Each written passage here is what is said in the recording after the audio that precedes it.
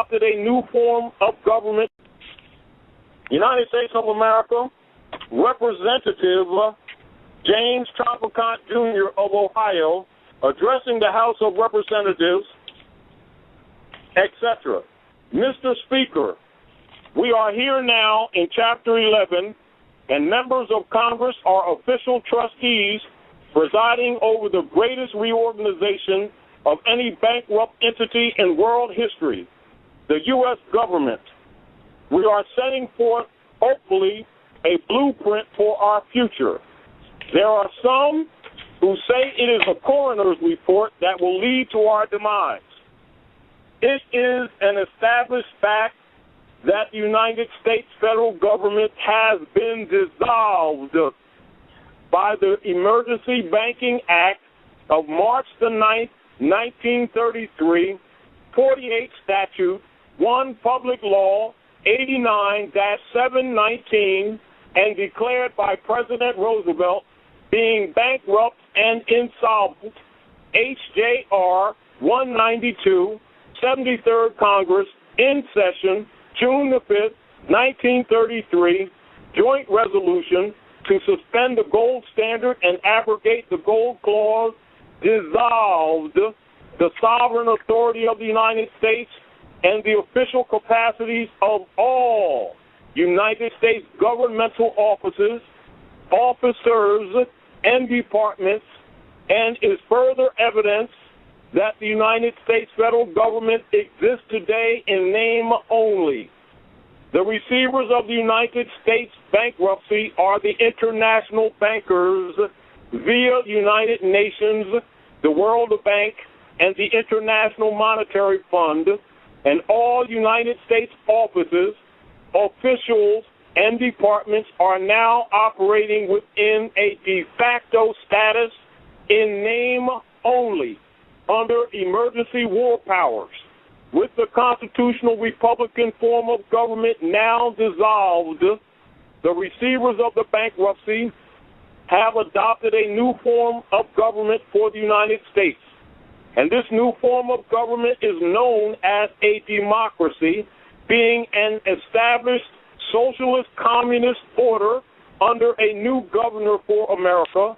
And this act was instituted and established by transferring and replacing the office of the Secretary of the Treasury to that of the Governor of the International Monetary Fund, Public Law 94-564, page 8, Section HR 13955 reads in part, the United States Secretary of Treasury receives no compensation for representing the United States.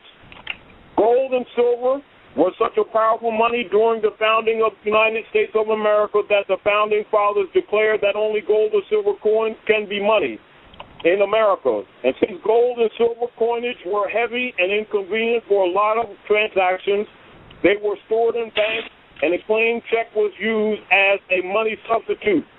People traded their coupons as money or currency. Currency is not money, but a money substitute. Redeemable currency must promise to pay a dollar equivalent in gold or silver money. Federal Reserve notes make no such promises and are not money, quote unquote. A Federal Reserve note is a debt obligation of the federal United States government and is not money. The federal United States government and the U.S. Congress were not and have never been authorized by the Constitution for the United States of America to issue currency of any kind, but only lawful money, gold and silver coins. It is essential that we comprehend the distinction between real money and paper money substitutes. One cannot get rich by accumulating money substitutes. One can only get deeper in debt. And we the people are no longer have any money, and most Americans have never been paid any money for a very long time, perhaps not in their entire life. Now do you comprehend why you feel broke? Now do you understand why you are bankrupt, along with the rest of the country? Federal Reserve notes are unsigned checks written on a closed account. Federal Reserve notes are an inflatable paper system designed to create debt through inflation and devaluation of currency. And whenever there is an increase in the supply of a money substitute in the economy without a corresponding increase in the gold and silver backing, inflation occurs. Inflation is an invisible form of taxation that irresponsible governments inflict on their citizens. The Federal Reserve Bank, who controls the supply of money and movement, has everybody fooled. They have access to an unlimited supply of Federal Reserve notes, paying only for the printing cost of what they need. Federal Reserve notes are nothing more than promissory notes for U.S. Treasury securities, T-bills, and a promise to pay the debt to the Federal Reserve Bank. And there is a fundamental difference between paying and discharging a debt, quote unquote. To pay a debt, you must pay with the value of substance, i.e. gold, silver, barter, or commodity. With Federal Reserve notes, you can only discharge a debt. You cannot pay a debt with a debt currency system. You cannot service a debt with a currency that has no backing in value or substance. And no contract in common law is valid unless it involves an exchange of good and valuable consideration. Unpayable debt transfers power and control of the sovereign power structure that has no interest in money, law, equity, or justice because they have so much wealth already. And that's by virtue of those Federal Reserve notes. And their lust for power and control, and since the inception of central banking, they have controlled the fates of nations. And the Federal Reserve System is based on the canon law and the principles of sovereignty protected in the Constitution and the Bill of Rights. In fact, the international bankers and a common law trust, quote unquote, use the common law trust, quote unquote, as their model, adding stock and naming it a joint stock trust, quote unquote. And the U.S. Congress has passed a law making it illegal for any legal person, quote unquote, to duplicate a quote unquote joint stock trust in 1873. And the Federal Reserve Act was legislated post facto to 1870, although post facto laws are strictly prohibited by the Constitution. See Section 19.3. The Federal Reserve System is a sovereign power structure separate and distinct from the Federal United States government. The Federal Reserve is a maritime lender and or maritime insurance underwriter to the Federal United States, operating exclusively under Admiralty maritime law, and the lender or underwriter bears the risk, and the maritime law compelling specific performance in paying the interest or premiums are the same. Assets of the debtor can also be hypothecated to pledge something as a security without taking possession of it as security by the lender or underwriter. And the several Federal Reserve Acts stipulated that the interest on the debt was to be paid in gold, and there was no stipulation in the Federal Reserve Act for ever paying the principal. And prior to 1913, most Americans owned clear, allodial title to property, free and clear of any liens or mortgages until the Federal Reserve Act of 1913 hypothecated all property within the Federal United States to the Board of Governors of the Federal Reserve, in which the trustees, stockholders, held legal title. And the U.S. citizen tenant franchisee was registered as a beneficiary of the trust via his or her birth certificate. And in 1933, the Federal United States hypothecated all of the present and future properties, assets, and labor of their subjects, the 14th Amendment U.S. citizen, to the Federal Reserve System. In return, the Federal Reserve System agreed to extend the Federal United States Corporation all the credit money substitute it needed. Like any other debtor, the Federal United States government had to assign a collateral and security to their creditors as a condition of the loan. And since the Federal United States didn't have any assets, they assigned the private property of their economic slaves, the U.S. citizens, as collateral against the unpayable federal debt. And they also pledged the unincorporated federal territories, national parks, forests, birth certificates, and non-profit organizations as collateral against the federal debt. All has already been transferred as payment to the international bankers. And unwittingly, America has returned to its pre-American Revolution feudal roots, whereby the land is held by a sovereign and the common people had no rights to hold a allodial title to property. Once again, we the people are tenants and sharecroppers, renting our own property from the sovereign in the guise of the Federal Reserve Bank, and we the people have exchanged one master for another. And this has been going on for over 80 years now without informed knowledge of the American people and without a voice protesting loud enough. Now it is easy to grasp why America is so fundamentally bankrupt.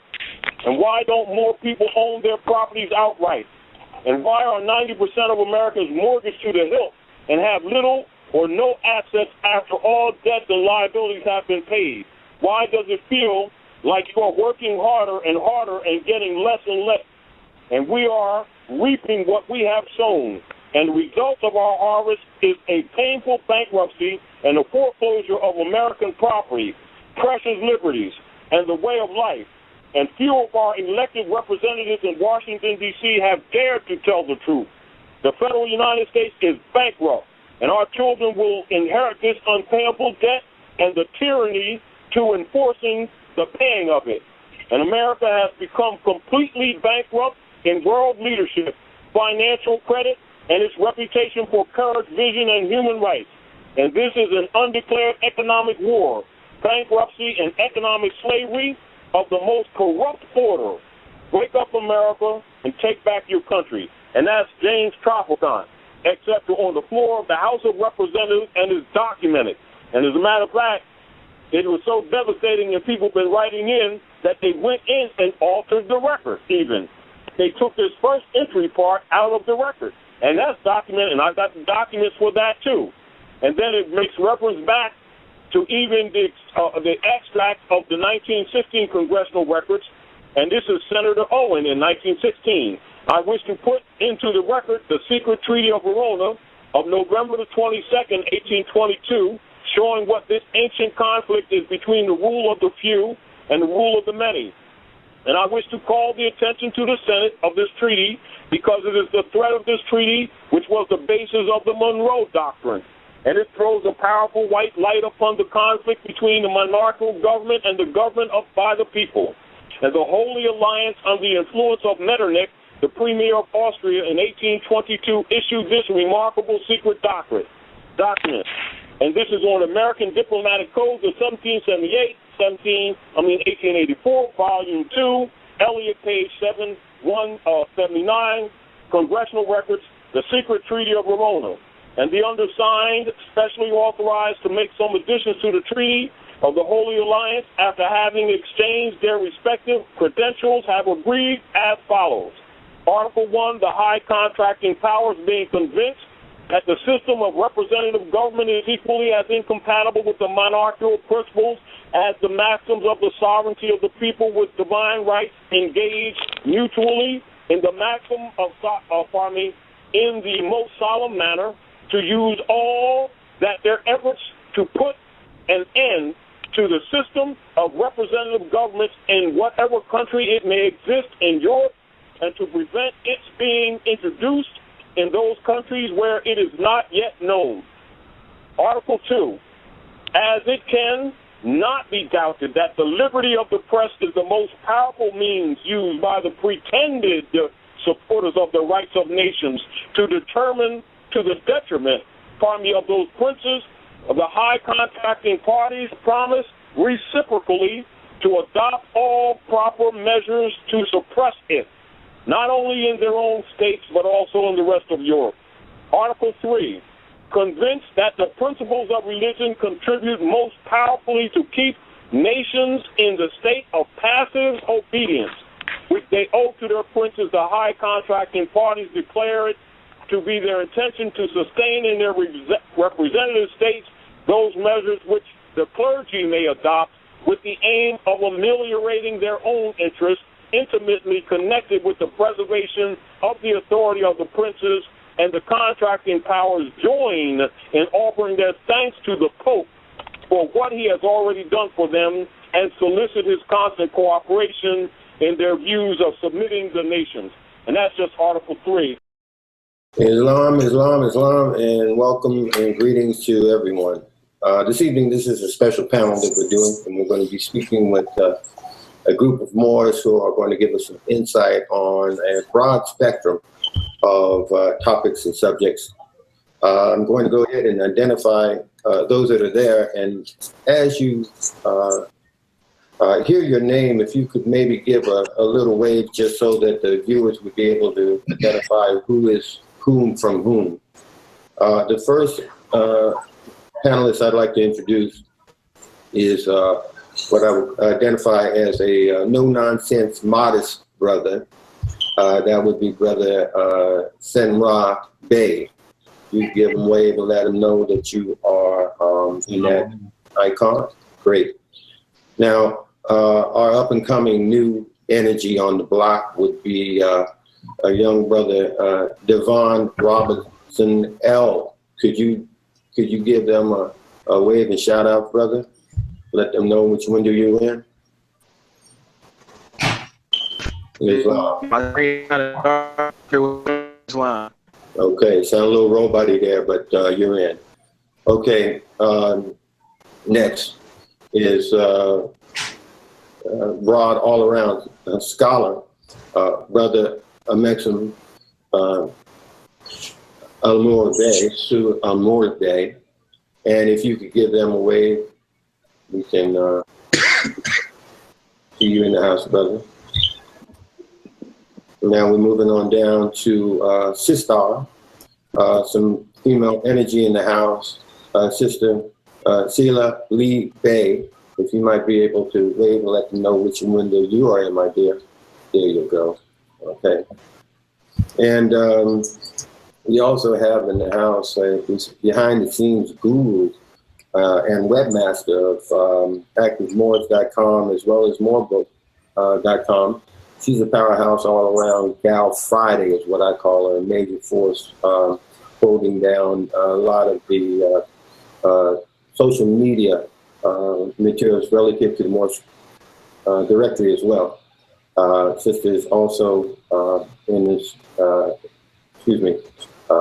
very creative entrepreneur as well, and owner and operator of a new site, which is Renowned Royalty, and that is Sister Sharice L. If you could give them a wave, sister, and let them know which one you're in. There you go. Islam family, peace and love. And last but not least, a man that wears many hats, a lecturer, author, MSTFA, Grand Sheik out of Ontario Territory, Canada. The man I call the perpetual thorn in the side of the dirty Moors, the mastermind behind the Iron Sheik Will of Allah website, as well as the mastermind behind that proper Moorish music, and much more. Moorish History School, Eyes Wide Open blog talk program panelist as well, and a consistent, long-standing Moorish community activist, and that would be Brother Ujo Adwo L. Peace and love, brother. All right, and Ujo, I understood I was speaking to someone from the temple, and they told me that they can usually find you if they're having problems locating you. They can always go back. They can always go out back and find you sharpening your Sevatar. Is that correct, brother Cujo? Can you hear me? No, I didn't hear you just now. You broke up. Okay, I was saying I was speaking with some brothers from the temple, and they told me that anytime they're having trouble locating you, they can go out back and catch you sharpening your Sevatar. So you gotta keep it sharp. That's the rumor going around. It's only a rumor. Okay. All right. And we have standing in the wings also a young brother who had a couple questions that he wanted to have verified. So we're going to have an opportunity to allow for him to ask that along with those that are going to be coming into the chat space. And excuse me. What I'd like to do for those individuals out there that may not be familiar with who we are, may not have ever heard of the term Moor, I'd like to just give a very brief couple points of logic to consider, and that'll help with what I call the paradigm shift of understanding one or two things as to what we'll be talking about this evening. One of those is what I call the saltine cracker example. And what it is that you take a saltine cracker in your hands and you break that saltine cracker. What you'll find is on one side, the salt equally as displaced as the salt on the other hand. You have two separate halves of the cracker now, and you see that the salt itself is still equally divided on both sides of the cracker. That's an example of what transpired when we had the separations of the continents, what we call America from the continent, which we call Africa today. The salt on those saltine crackers did not miraculously jump over to one side or the other, just as the individuals, the humans whom were there at the time of the Great Divide of Pangaea decide to exclusively jump over to the African side and leave us with no one here.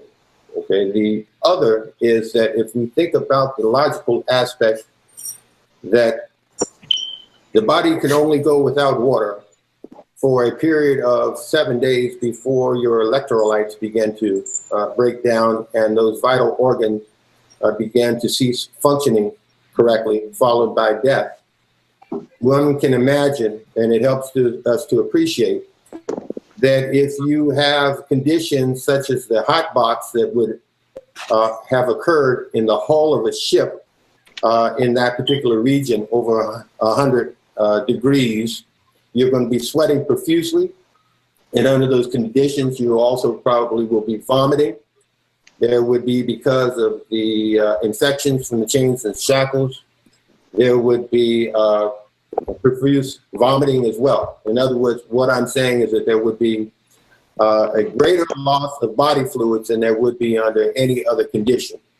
So it begs the question relative to what I call the great American riddle is, how did that scientifically occur when we recognize that that voyage, that trip took a minimum at the speed of the clipper ships of that day, you can Google it, was 5 miles an hour. So we're talking about 5 months.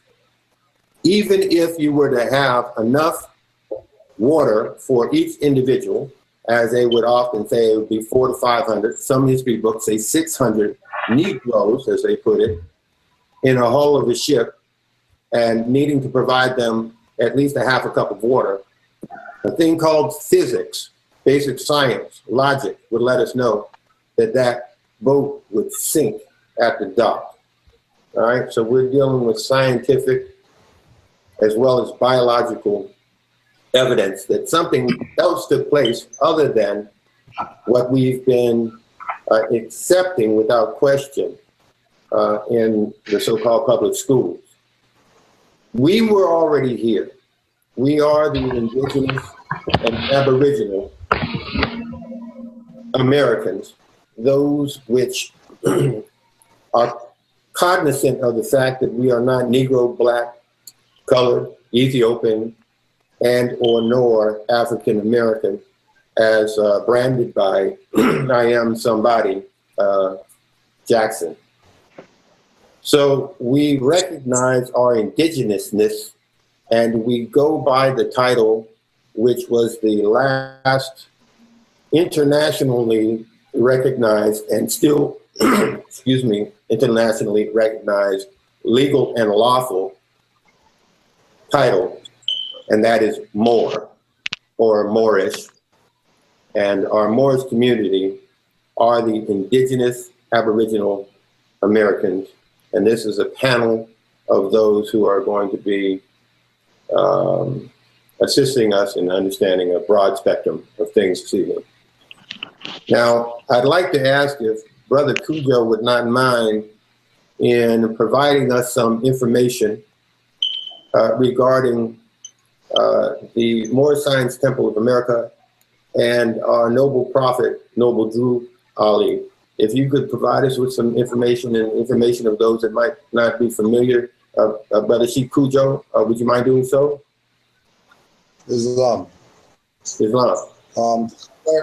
To start, I would say, as we're taught by Noble Ali, man knows being told. Just do your research on Noble Ali. He was born 1886, 1989. There's a huge FBI file on him and the Moorish Science Temple of America. That's huge for you to go. And the reason that you're going to research that is so that you can be clear that the so-called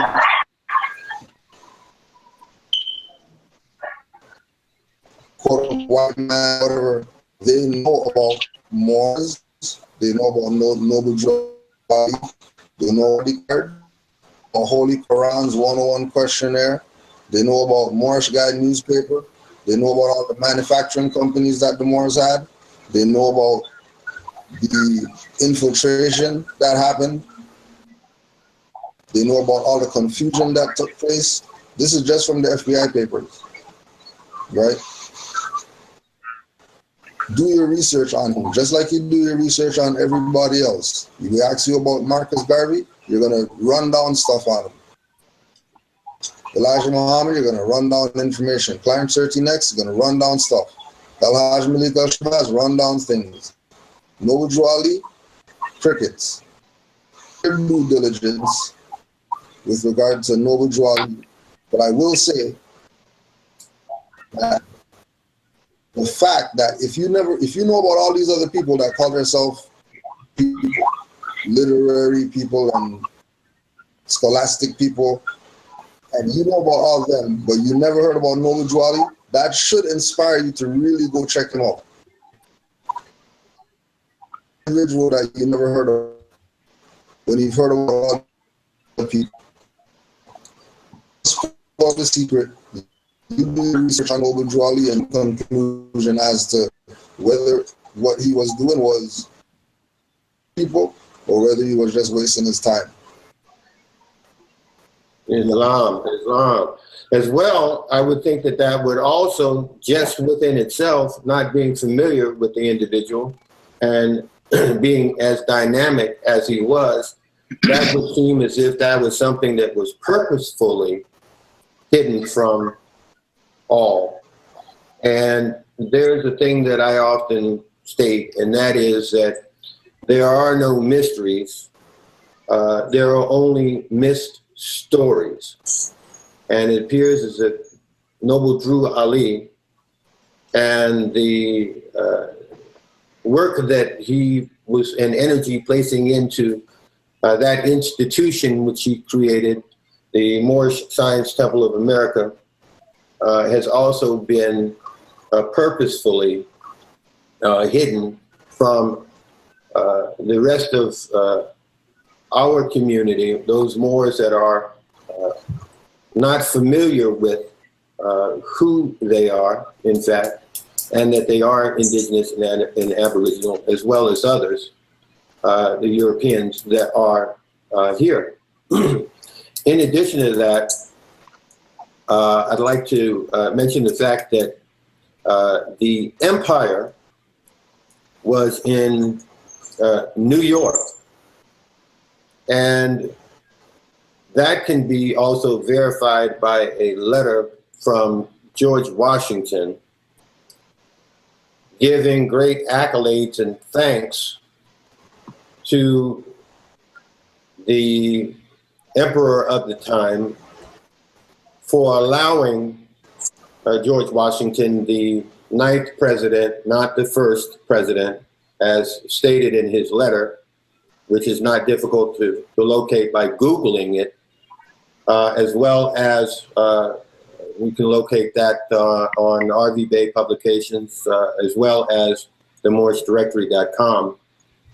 And you will find that the empire was in New York, and that is why they call it the Empire State. And as one would know,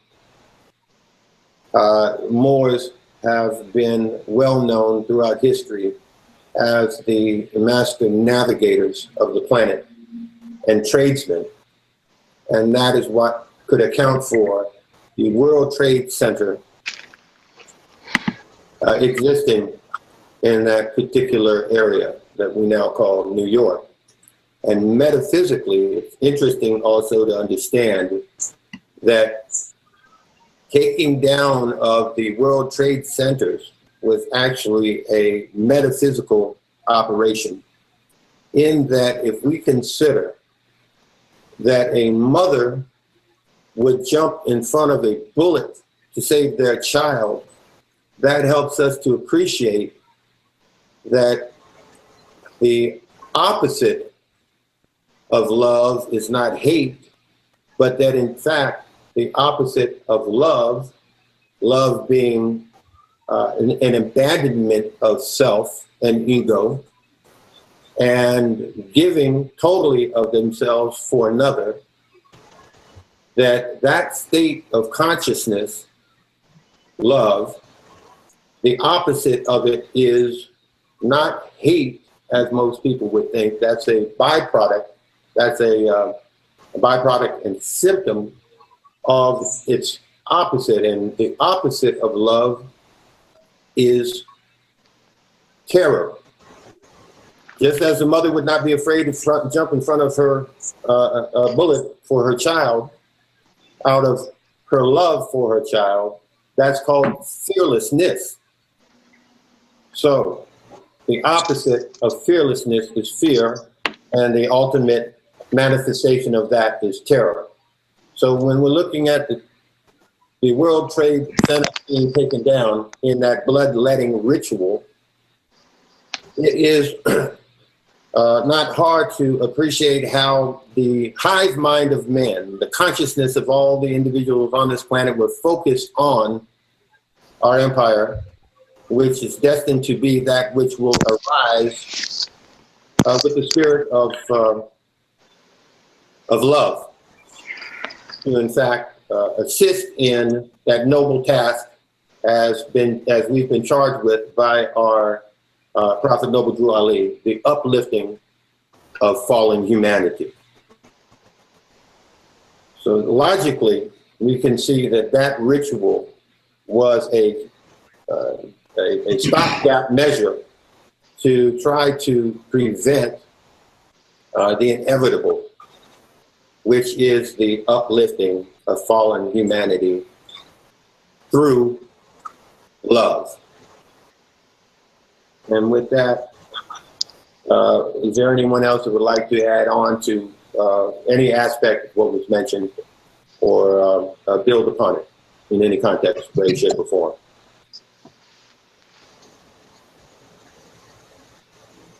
Islam, I will. Okay. All right, go ahead, brother.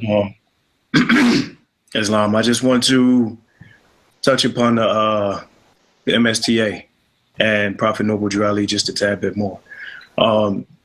Some people have never heard of Prophet Noble Drew Ali. As Cujo said, you've heard about everyone else. El-Hajj Malik Al-Shabazz, Martin Luther King, Marcus Garvey, everybody else. Most people have never heard of Prophet Noble Drew Ali. We want to clear one thing up. As a prophet, we do not worship Prophet Noble Drew Ali. We do not worship Jesus. We do not worship Buddha. We do not worship Confucius. We pay the highest respect and honors to our prophets. And people need to understand that there are a lot of people who say stuff like, you're worshiping a dead guy. No. We pay the highest honors and respect to Prophet Noble Drew Ali, because our people have fallen. If it not for Prophet Noble Drew Ali, our nationality is out the window. You might as well, what they say, throw the baby out with the bathwater. Our nationality is out the window.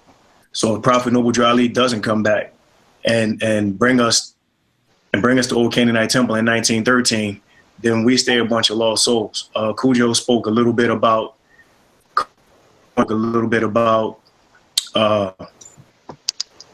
basically the prophet being betrayed. And you can go back into history, just like Cujo told you. You can check out things such as the Negro Project, and you can Google that, and you can research the Negro Project, where they got so-called Negro preachers to push their agenda. They got people he trusted to push their agenda. So nationality was out the window. So worship and honor. Everything except our nationality. You can Google these things. The Negro, please. Anybody that's never put out. That's just a piece of information that can start to shed some light on. As far as Temple of America, you need to be clear that that was an institution that was brought back for the salvation of. Repeat, the Moorish Science Temple of America does not make us Moors. For anybody who thinks that it does, ask yourself the simple question: where do Chinese people go to become Chinese? And with that, I yield the floor. Islam. Wow. And also mentioning that relative to our, what I would call our credo, which is love, truth, peace, freedom, and justice. We had some technical difficulties earlier, and we needed to cut some systems back on because we had people out there, so to speak, tampering with our internet connection exactly at the time that we were about to cut on to the second, matter of fact. Our signal was yanked.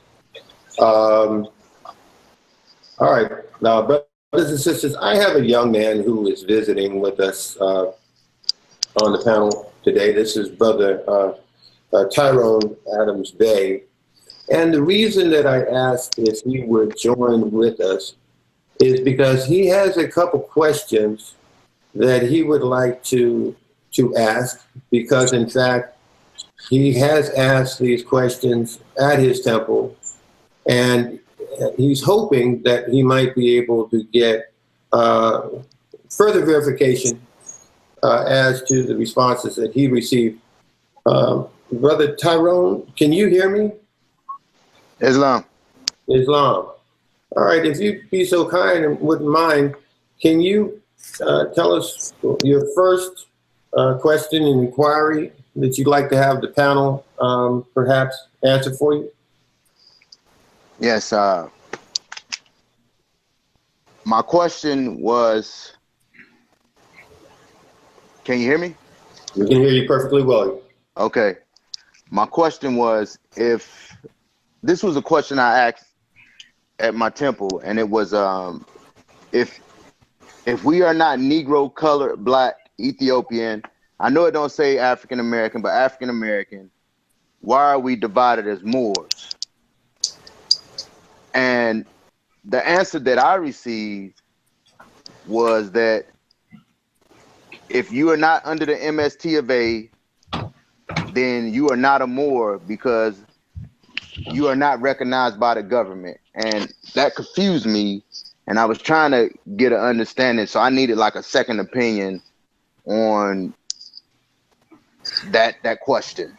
All right, and Brother Ty, could you identify which temple you attend, and also maybe elaborate upon, if they told you, what government are they talking about? Well, I was told the government that we fall under, the Holy Divine Constitution and the Constitution of the Republic for the U.S. I see. So you're talking about the U.S. Constitution Republic? Yes. That government that we know has gone into receivership? Yes. Okay. So right there, we would wonder how that would be a factor But relative to that, is there anybody on the panel that would like to take a first stab at that? I can just mention for a fact that I know that the way that one becomes a Moor is not coming through a temple, but coming through your mother's womb, birth canal. And that's the only thing which you come through in order to become a Moor, is through your mother's birth canal. But anyone else like to address that? Could I address it? This is Brother Divine Robinson L. By all means. With being probably the youngest person on this panel, I would just like to say, just from my experiences, I've heard that as well, that you can only be a Moor if you go through the Moorish Science Temple of America. And it just, just talking with different people, the only question that I would have is, if all the temples burned down today, would that still not make us Moors? Mm-hmm. So it's like, when you say would that still not make us Moors, what is a Moor? You said, what is a Moor? Right. You said, would that still not make us Moors? Yes. How would you identify Moor? Would that have to do with your nationality, hereditament? Exactly what is it that makes one a Moor? Is it the blood coursing through your body? What have you been told? Well, just from my perspective, what makes you a Moor is your bloodline, your heritage, your pedigree. The fact that, like Brother Jonathan said, the fact that we come through our mother's womb is what makes us a Moor, because when you look up the word Moor, not only is it a noun, but it's a verb transitive as well. So we moor upon our mother's waters before we even hit the earth plane. Islam. Okay. Anybody else like to bring a little light to young brother Tyrone Adams Bay's question regarding that particular question? Islam, can you hear me? Can hear you very well, sister. Go ahead.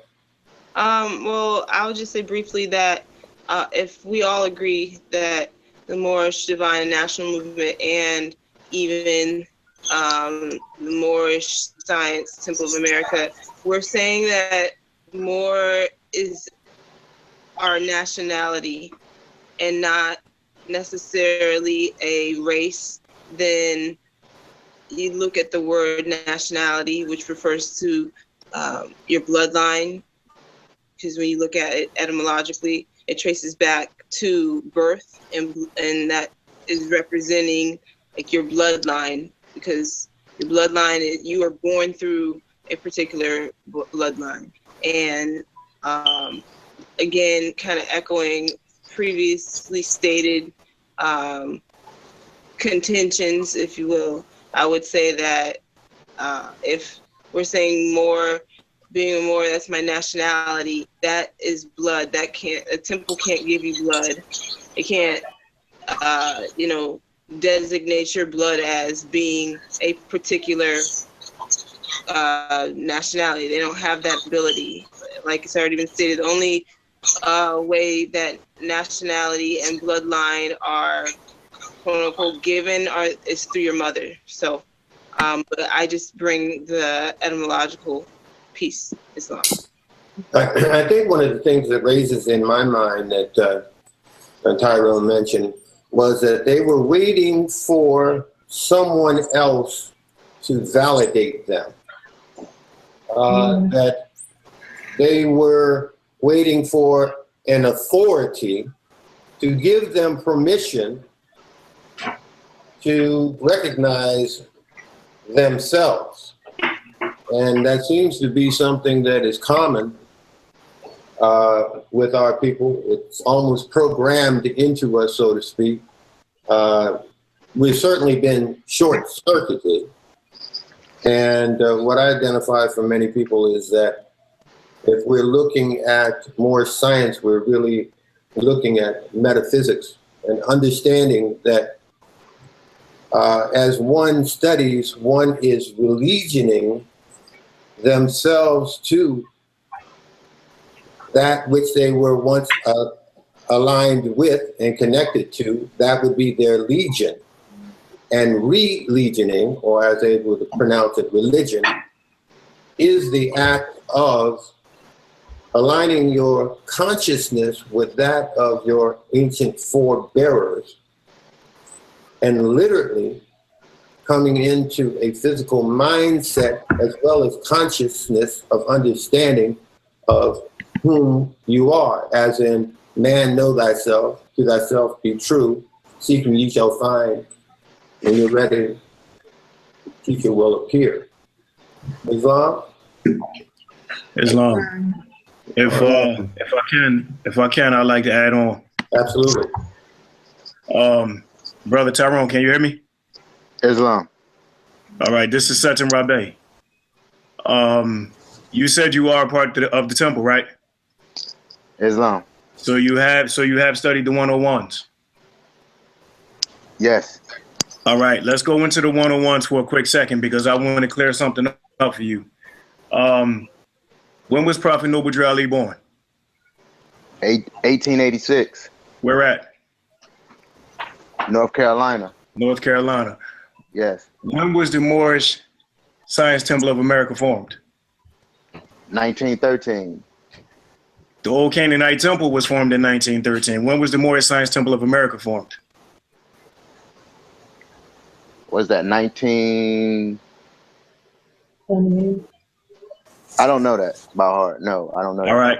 Then I'm not going to tell you the answer. That's for you to research. But I got another question for you. In the 101s, it asks, what is your nationality? What is It's Moorish American. All right. Also in the one.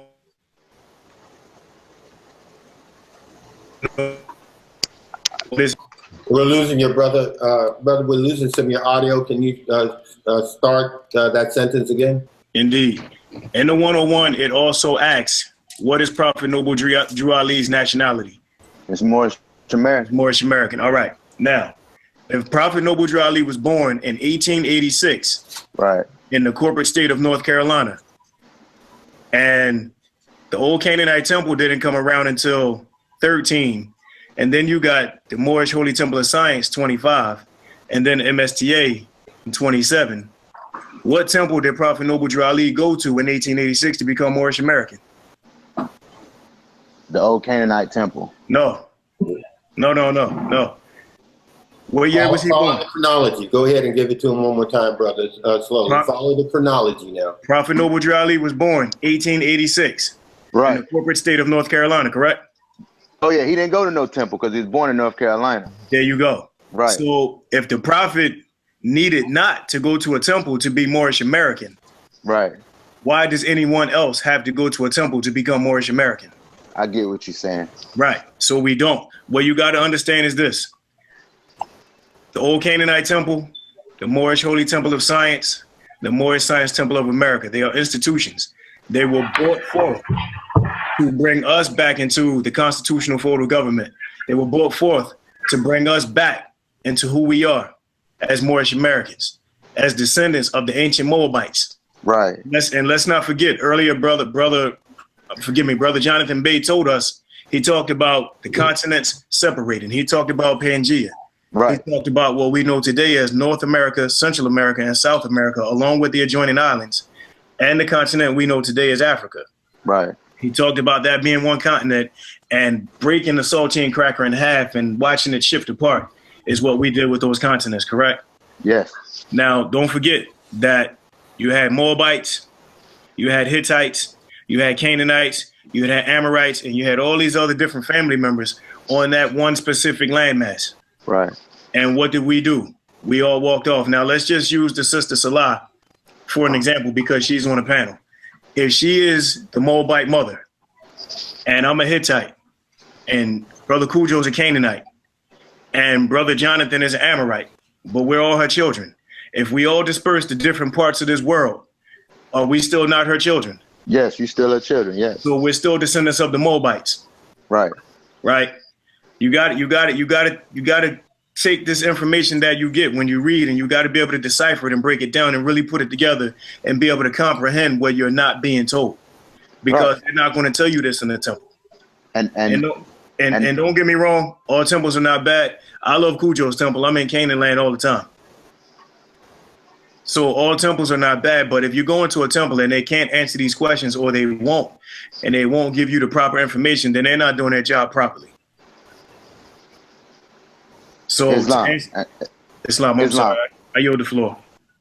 Yeah, I understand that, you know, and that's why I just brought these questions to the panel, because I just need to hear from somebody else. Because I speak with the brother Jonathan Bey on a regular, and my father is also a Moor. So, well, I mean, of course he's a Moor, but he's in the temple and he shares a lot of knowledge with me also. So, you know, I just wanted to get another opinion from somebody outside of my temple, you know, just to, you know, gain a little clarity. And to encapsulate, if I might interject, not to cut your wisdom, but to encapsulate what was stated, that we're basically looking at that if, in fact, we all are of that Moabite blood, then that would make all Moors. Doesn't matter what may have transpired, doesn't matter what institutions may have been created, it is your family's blood, your heritage, which identifies your nationality and whom you are relative to your position alongside the rest of the world. That is your identifier. Brands such as Black, Negro, Colored, Coon,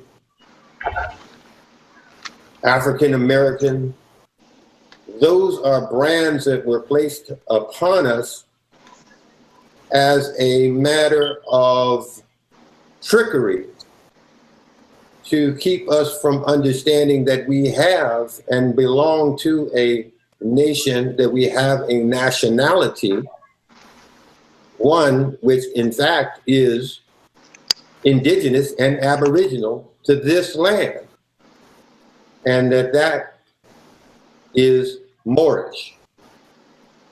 And the Moorish Science Temple, as brother was so astute in pointing out for us, was created by a Moor. He didn't create the temple and then deem himself at that point in time a Moor. He was a Moor before the institution was brought into fruition. So hopefully that helps in clarifying part of that. I'm hearing a lot of rubbing or something. There's something going on with the microphones. Just wanted to bring out for whomever may not be aware. So that is one of the somewhat common type of questions that you have brought from time to time. Brother Tyrone, can you give me another example of something that you just wanted to try to get some reclarification on, as well as maybe just a second opinion? Yes. A question I asked was, what does our fair symbolize or represent? And it was stated to me that it is our religious headdress. Then I was told that I would find out about this later, what the true meaning is.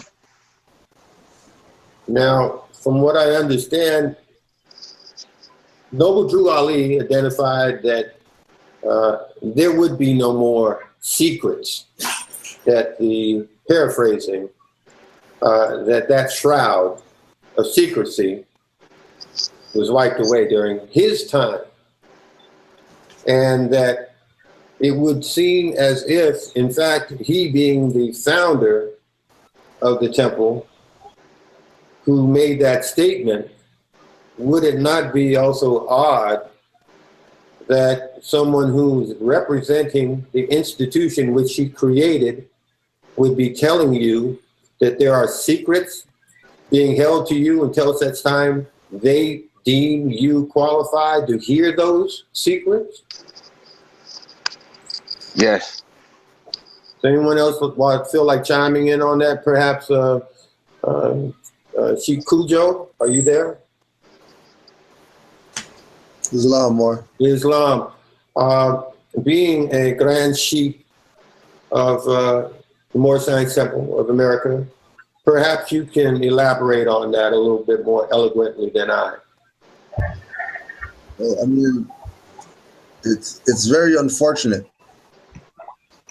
because these people have a position of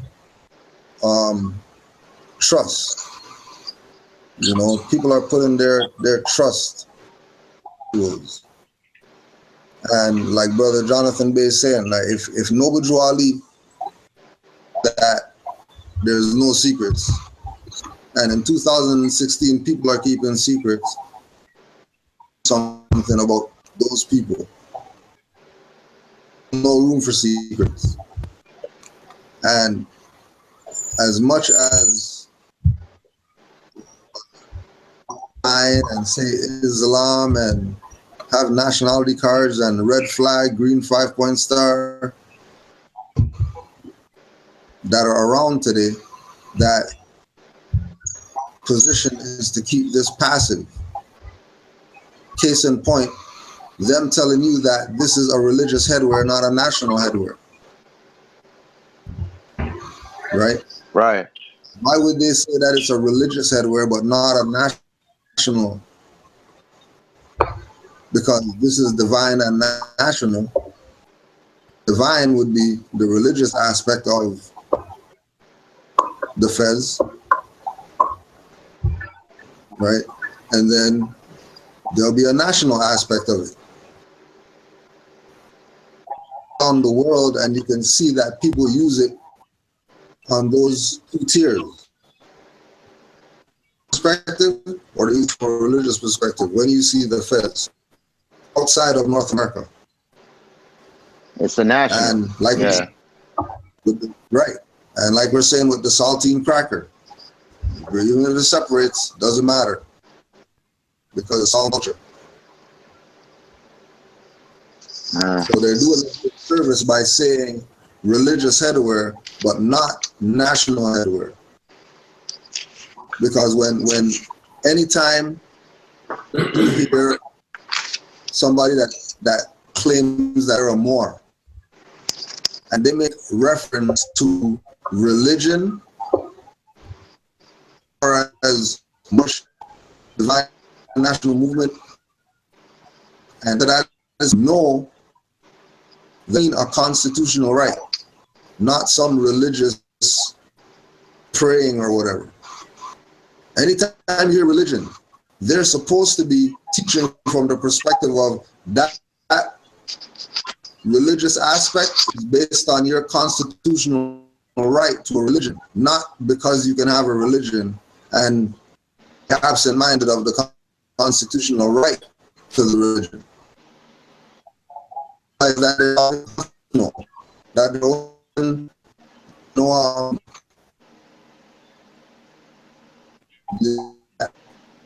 they're playing.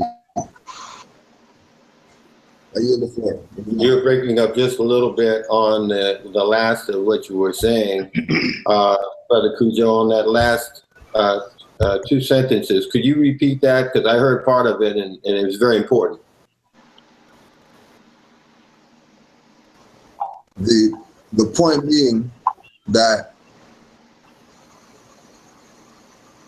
these individuals that are supposed to be teaching and putting out correct information are not doing that.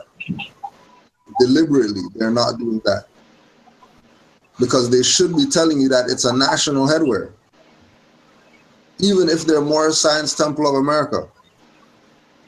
And I can say that because that's how we were taught. As far as people who taught that this is national headwear first, and then it's religious. Only if some type of fight from them on the national, but then you just throw religious out there, and that'll shut them up. Now, Right. so would that say, Brother Cujo, and this is a question, this is a legitimate question. Do you feel as if that is a maneuver that is intended to create controversies, to create a segregative atmosphere between those who would, let's say, I've heard the term temple Moors, whatever that might stand for in the minds of whatever individual might receive it. Moors who are consistent with their temple activities, I guess would probably be a better way of putting that, and those who are focused more so on the national aspect, as well as those that are scholars and students of law. Is this something that's being intentionally done as a divisive mechanism, or is it being done for some other reason? Well, I'm going to yield for some of the other panelists, but I will say this, that what we're seeing today is a ripple effect. People before that Noble Ali ordered, and then people before them, and then people before them, and then people before them, right? So know that this is not something that they just decided to start doing today. This is something that they know the minds of the people start getting stimulated. No, they already have a track record of what they can put out to attention from what this is really about. So I would say that is something that. So you're saying basically also that that's just been somewhat of a custom almost. Right. I yield the floor. Islam.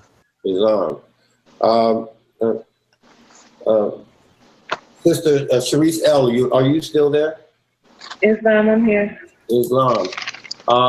What is your thought on that for the young brother, and also to maybe provide us some of your opinion, insight, and considerations with respect to why we seem to still have this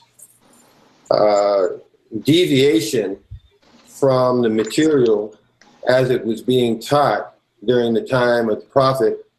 And might it be that it is, in fact, COINTELPRO, or would you think that it is just simply a lack of knowledge? And if so, this is supposed to be coming from those that we would expect would be scholarly and the ones that one would rightfully go to for the correct information. Could you maybe speak on that? Yes. My analysis from being in the movement so far is that it's both. COINTEL, it's those who are within our movement with the intent to completely destroy what it is that Noble Drew Ali has built. Well, let me ask you this. Now, you say our movement. You're talking about, if you could define and identify what the movement is, and identify also the difference between the movement and the temple. The Moorish Divine and National Movement is what was founded by our Prophet Noble Drew Ali. All right. And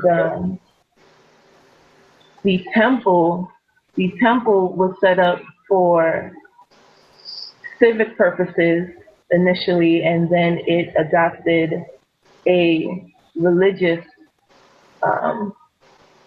cover in order to meet people where they were at, but also get them in the habit of understanding civics, because Noble Drew Ali understood that we didn't know anything about civics. We didn't know anything about nationality. At the time, 1920s, you have a lot going on at that time with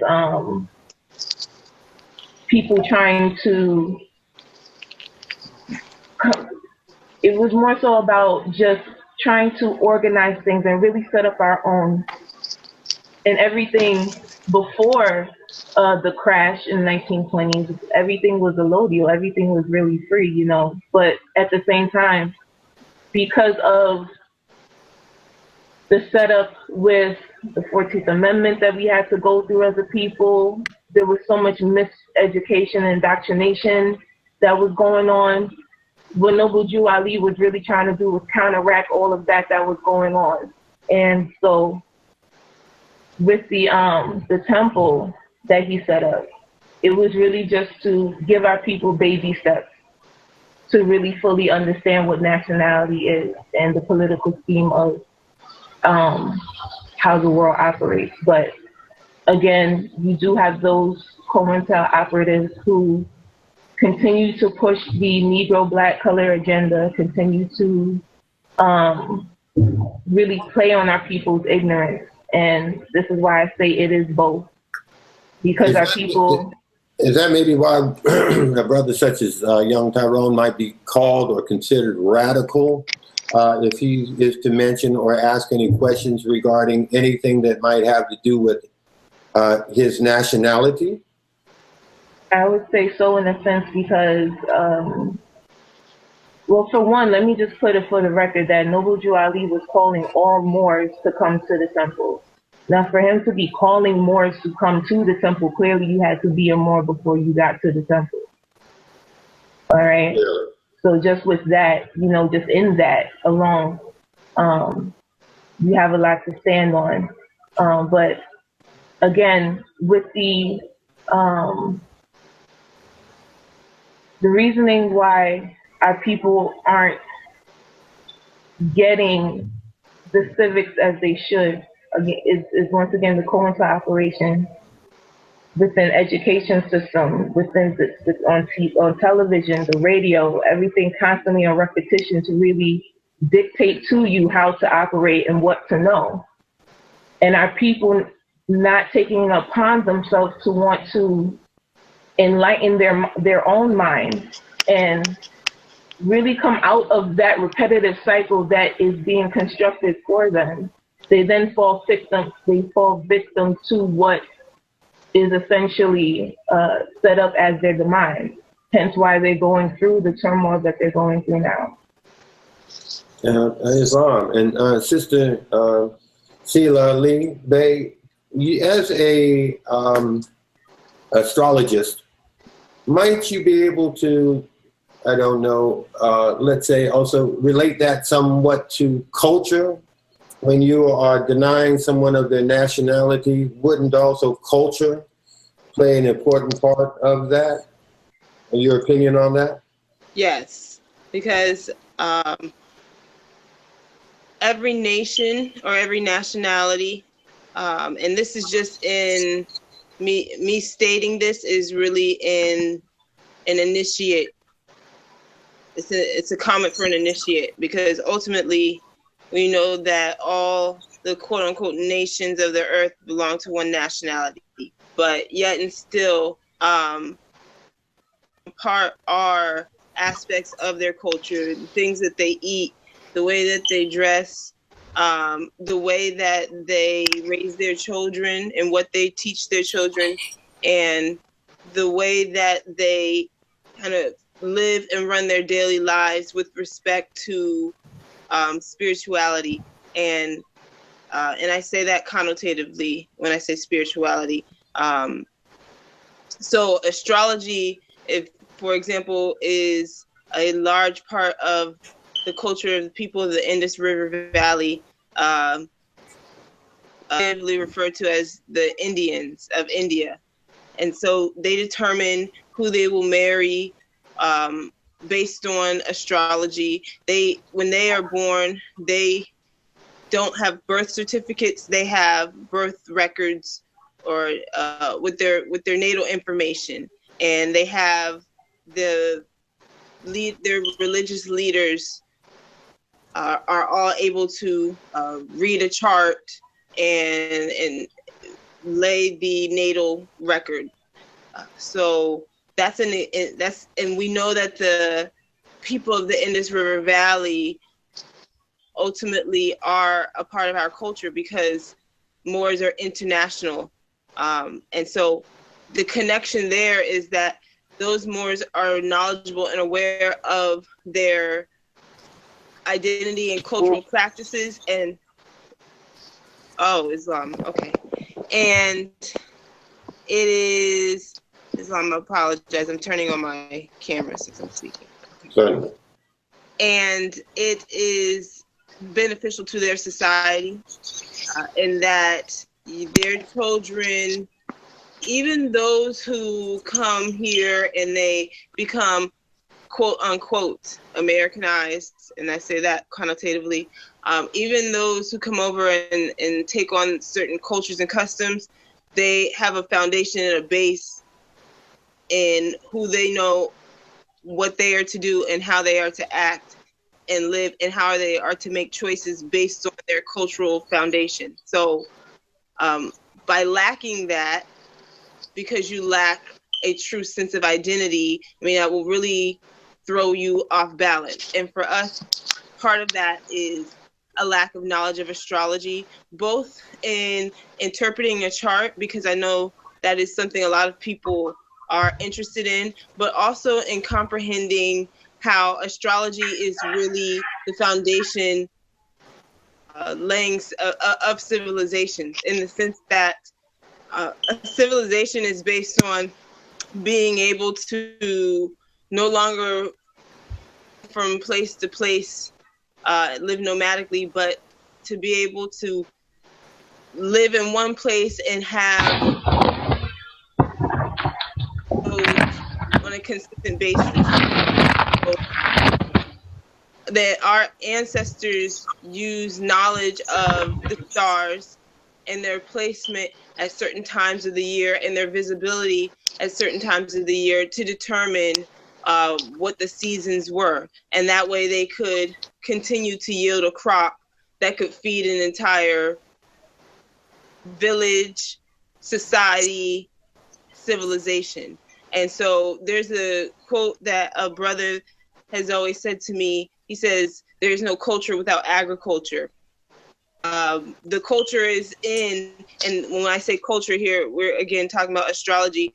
The culture initially is in understanding the patterns of nature in order to know like how we can thrive as a society, primarily eat, like grow food, also birth babies, know the tides, know when certain energies will be present to our benefit, to do certain things, whether again we should get married. We talked about that earlier. So it's a huge deal to know your culture, identity, because it really throws your entire life off balance. And when you identify as Black, then you are disconnected from the culture, including astrology.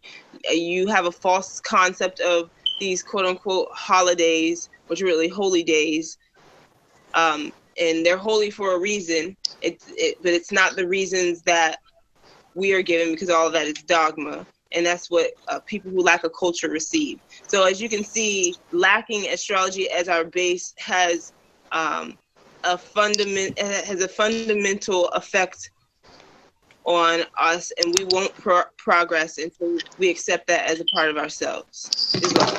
Islam. There was another prophet that we hold in high regard that also spoke of the fact that at his time that his people suffered from a lack of knowledge. Yeshua ben Yusuf, the one that is commonly identified also as Jesus, seeing that this is has been an ongoing problem. The lack of knowledge seems to have been the catalyst for a great many of ills over the course of man's history, has it not? This is just basically something that seems to be echoed down through the times and annals of times immemorial. Brother Seton, if you might be able to also speak, assist us in understanding, or those that are listening out there and watching, what aspect legally does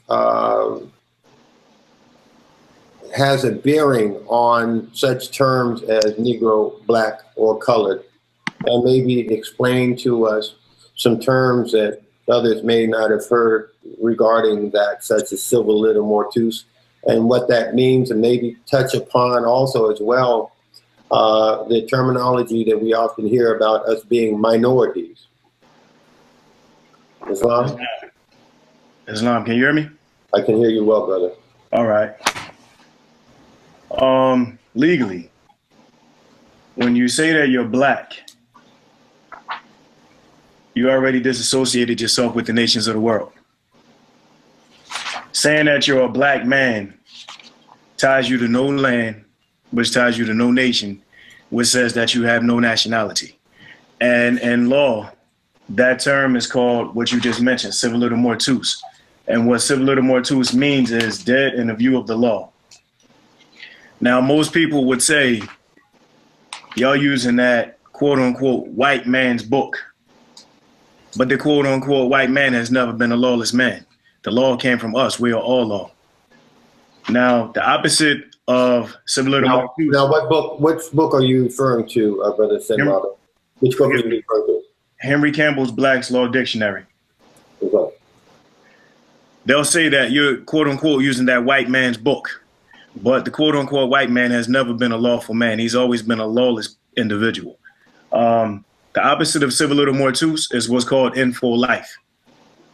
And when I say that I'm in full life, I'm saying that I am a natural living being. There's a total difference between being a dead entity and a natural living being. I think everybody at life seen a dead person. The dead person can't speak. The dead person can't move. The dead person can't react. This is why when people get themselves in a situation with the quote unquote law, and they end up having to go into a quote unquote courtroom, which we know are tribunals, they need an attorney to represent them, because them saying that they're Black, or even them saying that they're white, says to any lawful institution that they are, in fact, civil litter mortuus, that they are, in fact, dead in the view of the eyes of the law. That's why you need to have somebody to represent you. That you're in full life, in propria persona, you're letting them know that you're a natural living being. Now, that term, I read the definition of minority from the Henry Campbell's Black Law Dictionary. And what it says is the state or condition of a minor, infancy. Now, we go over to the previous page, and we read the definition of minor. It says an infant or person who is under the age of legal competence. It says one under 21, a term derived from the civil law, which described a person under a certain age as less than many years, so many years. Also, less of consideration, lower, a person of inferior condition. So when you think about this definition legally and lawfully, you got to understand what you're saying, calling yourself a minor or a minority. When you say that you're a minor or a minority, you're saying that you can't care for yourself. There's another term that they use in law, and it's called parens patriae. And what that means is the government as your father. When your mother was duped into getting your birth certificate, she was basically telling the corporate state that she couldn't take care of you and she needed their assistance and needed them to step in. When you look at that definition in the Black's law called parens patriae, you'll find out that it talks about the state of minority, the state of infancy, the fact that you can't take care of yourself, being handicapped. And it doesn't necessarily mean handicapped like you're in a wheelchair. It's saying handicapped because you are saying you can't take care of yourself, being the state of a minor. So when you're saying that you're a minority, that you're Black, that you're African American, that you're Negro, that you're colored, or whatever else you want to call yourself other than your proper nationality, you're actually disassociating yourself from the nations of the world, and you're actually looked at as a dead entity. Islam, I yield the floor. Islam, and from what I understand, Noble Drew Ali identified that it is our responsibility to, in fact, take our rightful position alongside those other nationalities on this planet, and to represent ourselves in that capacity in our proper personam, proper whole life living self. And I hear, excuse me, these terms identified within the community, things such as straw men or straw man. And Brother Settenrock, can you maybe just briefly elaborate on what that is, what it means, and as well as when that term you used, white man, exactly what are we saying here? And perhaps give us some insight on that. Islam, you mean on a straw man or the quote unquote white man? Well, let's start with the, because you had mentioned white man before, if you could maybe elaborate on that just so that it'll stay fresh in their minds, and then in fact go on to the secondary question of straw man. Indeed. So when I say the quote unquote white man, I'm talking about the Albion or the modern day European. We know this shirt that I have on would represent the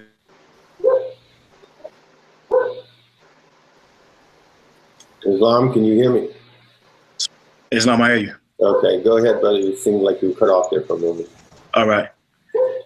When we talk about the quote unquote white man, we're actually talking about the Albion or the modern day European.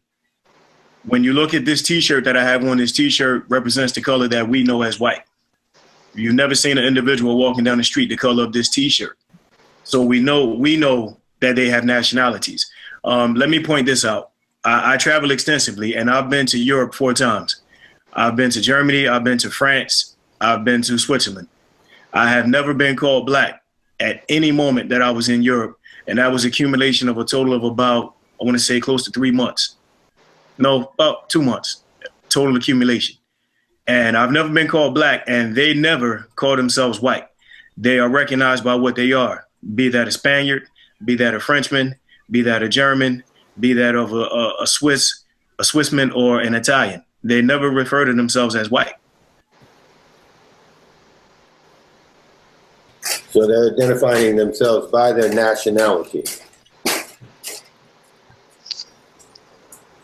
Can you hear me? When they're dealing with you, they wait to hear your dialect. When they hear your tone, then they make the distinction, oh, you're an American or you're from the continent of Africa. I've never once been called black, ever, in my time in Europe, ever. Now, as far as the straw man, to touch upon a straw man is a fictitious entity that's created, almost a third person, a third party that's created to basically commit a fraud. So just to make it clear for people who don't understand some legal jargon, birth certificate. Your mother gave you a name. That name had 1 capital letter and the rest were lowercase letters. And she got this birth certificate without her knowing. They took that birth certificate and turned you into a corporation, creating a straw man, creating an all capital letter corporate fiction and saying it was you. Now, everything that has been charged to that corporate fiction should be charged to that corporate fiction, but it's not. It's actually charged to you. The uppercase, the 1 uppercase and the rest lowercase letters is coming to you. So people do things like they say, well, we got to capture the straw man. We got to do this. We got to do that. We have to authenticate our birth certificates and things of this nature. The only one thing that's important is that you proclaim and declare your nationality. Once you put the corporation on notice and make it public information, make it public record that you have proclaimed and declared, that's all you need to do. You can go into trying to authenticate the birth certificate. Excuse me, there's some background noise. Yes, whoever might have some background noise, if you could mute that for us, appreciate it. Thank you. Thank you. So picking back up where I was at. So I lost my train of thought. You was talking about the straw man, brother. Straw The man. corporation. All right. So people want to do things like they want to authenticate the birth certificate and they want to say that they're taking control of the straw man. But if I can touch on this for a minute, I just want to clarify some things. Before anybody thinks about authenticating a birth certificate, I want you to look up the definition of authenticate. Mm-hmm. Go into Henry Campbell's Black Law. Go into Bouvier's Law Dictionary. Go into this 1828 Noah Webster's Dictionary. Go to whatever dictionary you like and define the word authenticate. Now, you have to keep in mind that when you proclaimed and declared your nationality, you filled out what's called a name declaration and declaration and proclamation, and a judicial proclamation. In those two documents, you actually said, I'm giving back this all capital name, this straw entity. I'm giving back this European continent. And I am this natural living being, impropria persona, ser juris. This is the document that you filled out, that you signed, that you had sealed, and that you had signed by a grand sheik at a temple, or whether it be someone in the Divine National Movement. And this is the paperwork that you turned in to the so-called corporation, to the so-called government, to put them on notice that this is now who you are and not who you are. Who you are is the natural living person. Who you are not is this straw man, all capital letter entity. Now, if the birth certificate is what created that straw man entity in the very first place, and without the proper information being given, without them giving full disclosure, saying, okay, this is what we're going to do with this birth certificate. We're going to take this and turn your child into a corporate entity using this straw man, and we're going to sell it on the stock market, and we're going to make some extra finance off of it. You had no clue about that. There was no full disclosure. So in contract law, that thing is null and void. So if you're taking and you're filling out a name declaration and judicial proclamation, and you're saying that this is not me, and then later on you're going to turn around and take that very same instrument, that birth certificate, and then you're going to take it to whatever state department you're going to take it to and have it authenticated, you've now given it credence. And you have now gone back against what you said previously by saying, this is not me. I just filled out this document right here, this proclamation, and said that I'm giving back that European continent, this straw man, this corporate entity, this all capital letter name. And then you're going to take the very instrument and take it and get it authenticated. And then what you think you're going to do is go and file a UCC-1 statement and put a lien against the document to say that you are the holder in due course. Well, anybody who knows anything about contract law knows that in order for you to be the holder of due course of any said contract, you have to have the original contract. If you don't have the original birth certificate, which is tucked away somewhere in New York, then you can't possibly put a lien on a document and say that you're the holder in due course because it's not the original document. What you have is a copy, which is not sufficient. So also when you say, brother, that just to chime in, that if you are identifying your, let's say, yourself as a holder of that straw, and you have already identified that as being fictitious, wouldn't you then also be identifying yourself as a party to the fraud? Indeed. Indeed. And see, this is what I'm trying to get my brothers and sisters to understand. See, they're busy. I was just on a text with Cujo earlier, and we were talking about people chasing fiat. And this is the problem. Instead of chasing right living, instead of chasing right principles, instead of chasing right knowledge, we're chasing fiat. And we're listening. Fiat. What is that? Fiat is here you go. This is fiat. What people think is money. This Federal Reserve note. That's fiat. That's not from the Treasury? That's from where? That's not from the Treasury? No, sir. That's not from the Treasury. That's from. I thought the Treasury was a place that printed money. No. The Treasury used to print money. That's from the Federal Reserve. So that's private paper then. Indeed. Let's see. That brings in things like the Clearfield Doctrine and things of that nature. When you have a private institution that is exchanging private papers, then it reverts itself to that of a mere citizen. Indeed. So when people stop chasing fiat, when people chase right principles, when they chase right living, when they chase right thinking, the brother Tyrone's question will get answered as to why or when can we come together as a nation of people. Imagine this. Every November and December,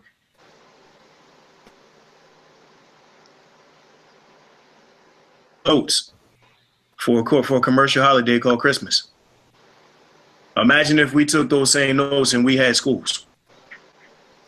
Imagine if we had those same notes and we built schools and we actually taught people about the straw man and about nationality so they can clearly understand and not chase pipe dreams. That whole straw man chase is just pipe dreams. Declaring and proclaiming your nationality is all you need to do. Islam, I yield the floor. Islam, some of that information also, to interject, that you were speaking of almost seems ritualistic in nature. Me having being a military veteran, which was a seagoing service, I was at one point in time in my life associated with and part of the U.S. Coast Guard, which is a life-saving organization at the time that I was in. And it was, in fact, smaller. When I was in, it was smaller than the New York Police Department. So that somewhat dates me. But nevertheless, we, as a seagoing service, when we would bring, or there would be a ship that would come in and dock itself, then there would be someone who would come in and take a manifest, a report of those cargoes and things of that nature that were on that vessel. And it appears from some of the terminology that you were using, such as a doctor, that it's identifying that in a similar manner. And it seems as if the documents being created are similar in nature somewhat to manifest.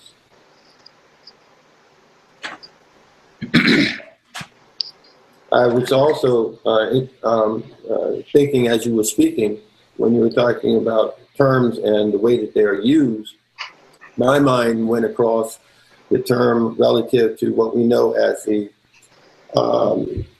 Emancipation Proclamation, and that was in fact a transfer document, a transference of property from the individual so-called slave owner.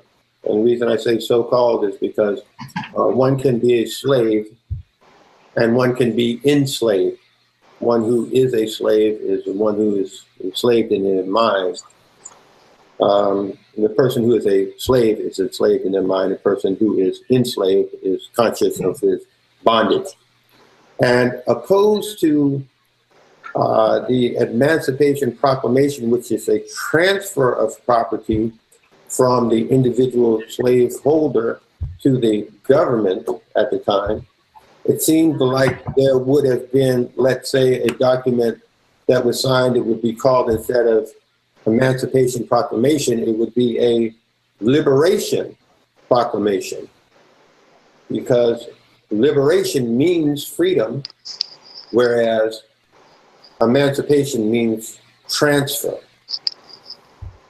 It seems like we were duped again on that one. Anyone wish to speak on that? Hey, Brother Jonathan, do I have permission to speak? This is Brother Divine Robinson L. Absolutely. And I just wanted to piggyback on what Brother Seddon Rabe spoke on when he, talked about his travels outside of the corporation known as the United States. Just, a couple weekends ago, I was traveling to so-called Pittsburgh for the convention that Brother Amaziah Ramonis Bey had set up for us. And we traveled by way of a land. We went to Avis car rental agency and to get a rental car, and there was a brother in there. He was from Pakistan, and I wanted to ask him a question. Now, of course, I had my national headdress on, so I did have my fez on. I apologize for not having the traditional fez on now, but I do have on a version of a fez for those that what fez is derived from, but that's another story. But anyway, I asked the brother, I said, I'm just curious. I said, you being from Pakistan, how do you guys identify you know, what do you guys use? And you do what he told me, and he just said it as plain as day. He said nationality. He was like, I mean, if you look at all of us, we're brown. He was like, we don't do that black and white stuff over there. You guys only do that here in the West. And it was like so simple, where it was like, it wasn't anything that it was a long drawn out conversation. It was like, no, I mean, if you look at all of us, we're brown. You know, and then I was in a cab the other day, and I asked another guy who happened to be from Pakistan, and he said the same exact thing. Like, oh, we identify people by their national origin, what country they derive from, not by colors. He was like, granted, we do have our problems, but that black and white stuff, that only happens when we come here to quote unquote America. So I just wanted to put that on the record, just to piggyback on what Brother Seddon Rabe was talking about when he said, you know, in his travels amongst Europe, he's never been identified as being a quote unquote a black man. So Right. I just thought that being that, talking to a brother from Pakistan, that was, you know, his response to that matter as well. So I yield the floor. And I think it'd be also important to mention that, you know, in harmony with that, that when you're mentioning that, it's not necessarily that per se that racism is what we're talking about. And certainly racism is an issue in America. But what we're talking about as being the greater crime is the lack of knowledge and not knowing whom you are, because that's where your difficulties begin, not with how someone else is treating you, but perhaps with how you are treating yourself, and not recognizing yourself as being just as warranted and deserving of a nationality as everyone else around you, opposed to calling yourself a color, or actually a lack of color, because black is the absorption of color, and white would be, in fact, if you take a prism and you shine a white light through it, it'll break down all of the colors of the spectrum. Whereas just like a black hole, the closer that you get to the color black, the more absorption of energy you're receiving. And that is what occurs with respect to our melanin, which in fact is a biocomputer. And there are a lot of very important aspects of melanin, but we can definitely go into that another time. But I wanted to make mention and shine a light on the fact that we're not talking about in that racism as being the issue or the problem. That's symptomatic of one not knowing whom they are, because then they fall into that blame game situation of it always being a situation of racism, opposed to what I had stated earlier, that Yahshua ben Yosef, the individual that we hold in high esteem, they call Jesus, stated that his people suffer from a lack of knowledge. And the same thing was occurring during the particular occupation that his people were under at the time as well. And perhaps if I could get, again, Sister Sheila Lee Bay, if you could bring some energy to that for us. Now, we know that we have a new moon coming up on us right now, and we were talking earlier about the culture. And the reason that I'm bringing that up is that when we're talking about the lack of knowledge and that our people suffer from that, you earlier were providing us with information regarding the importance of culture. And culture is also an aspect of what they talk about when they speak of a term called hereditament.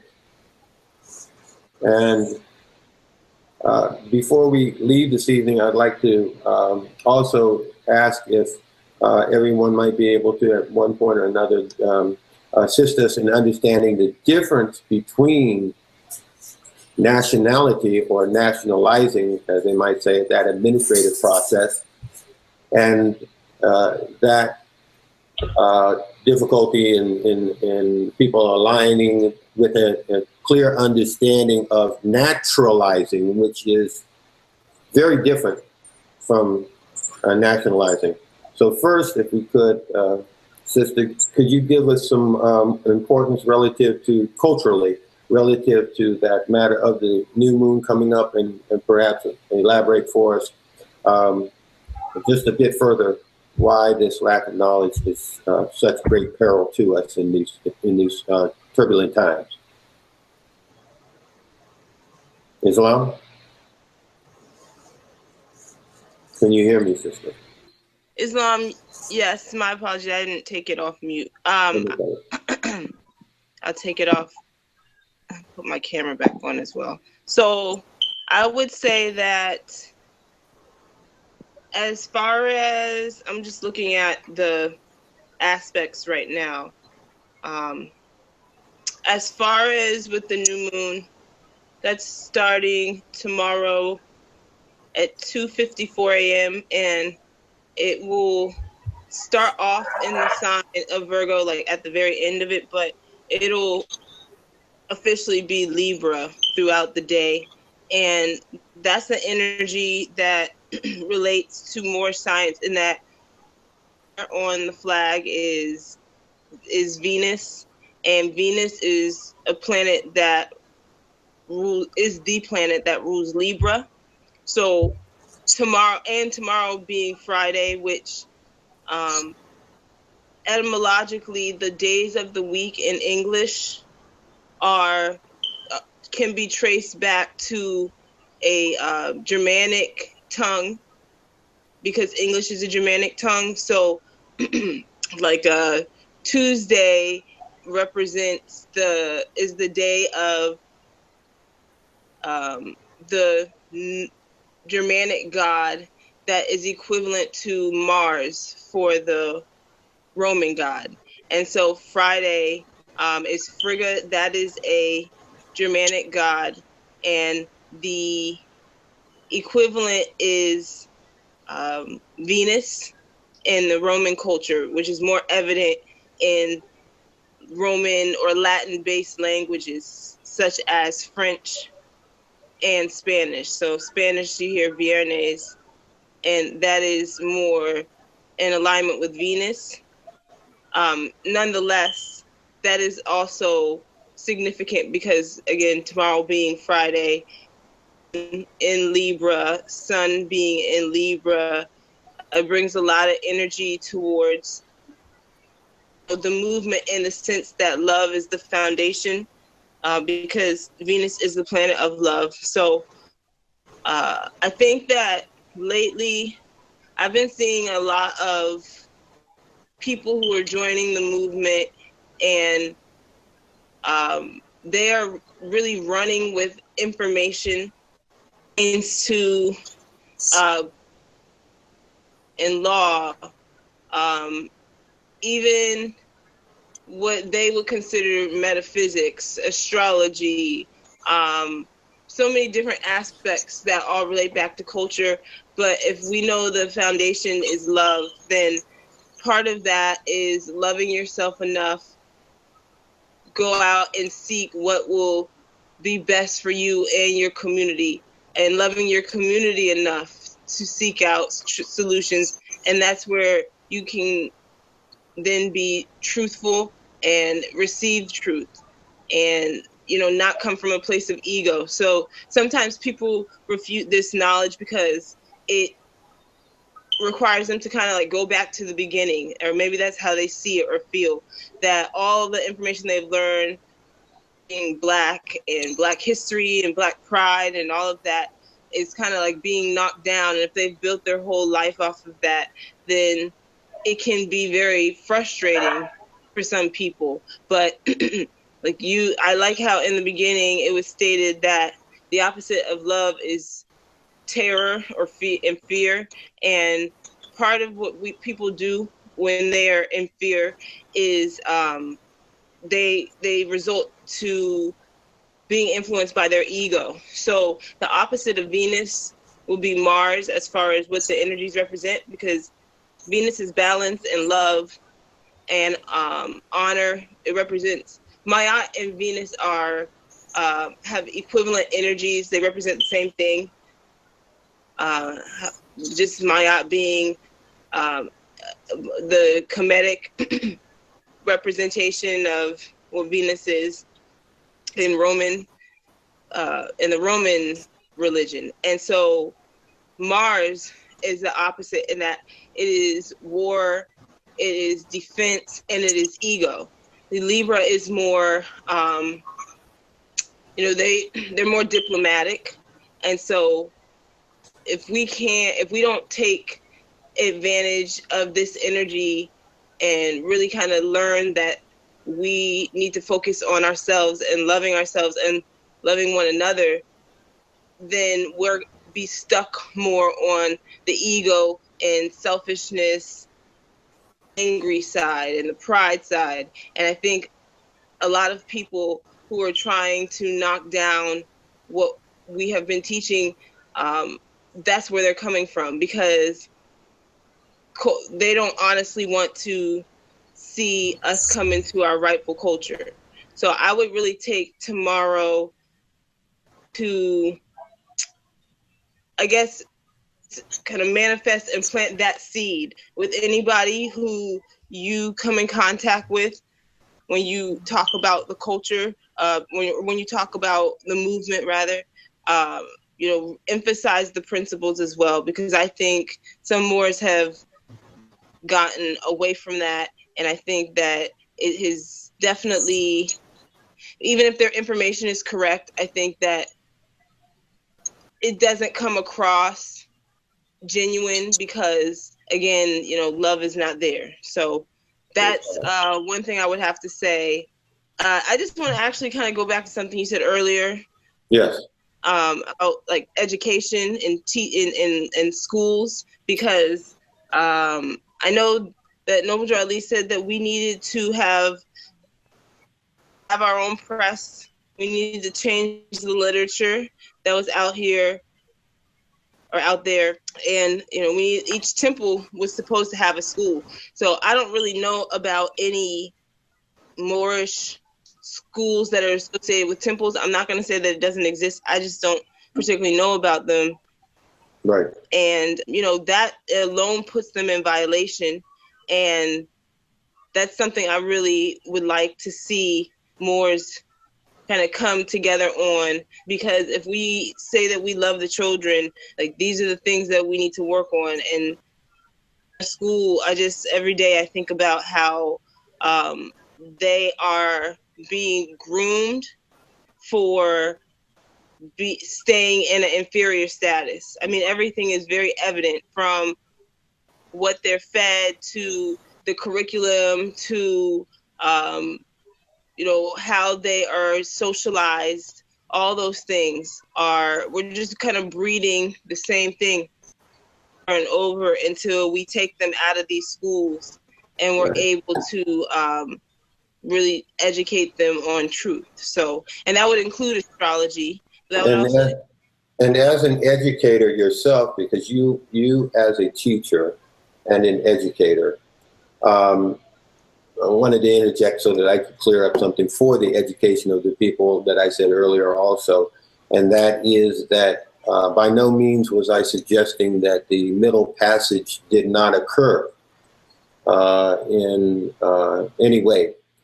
We recognize that it did. We recognize that there were millions upon millions who lost their lives during that atrocity, as well as the millions upon millions that lost their lives through disease once the Europeans arrived.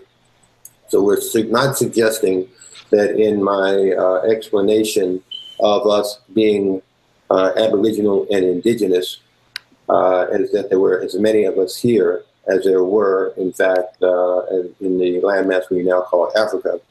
But of course, through a number of reasons, our numbers have dwindled. So we're not taking away from those that, in fact, may have found their way here by that means. However, the fact is that would be a far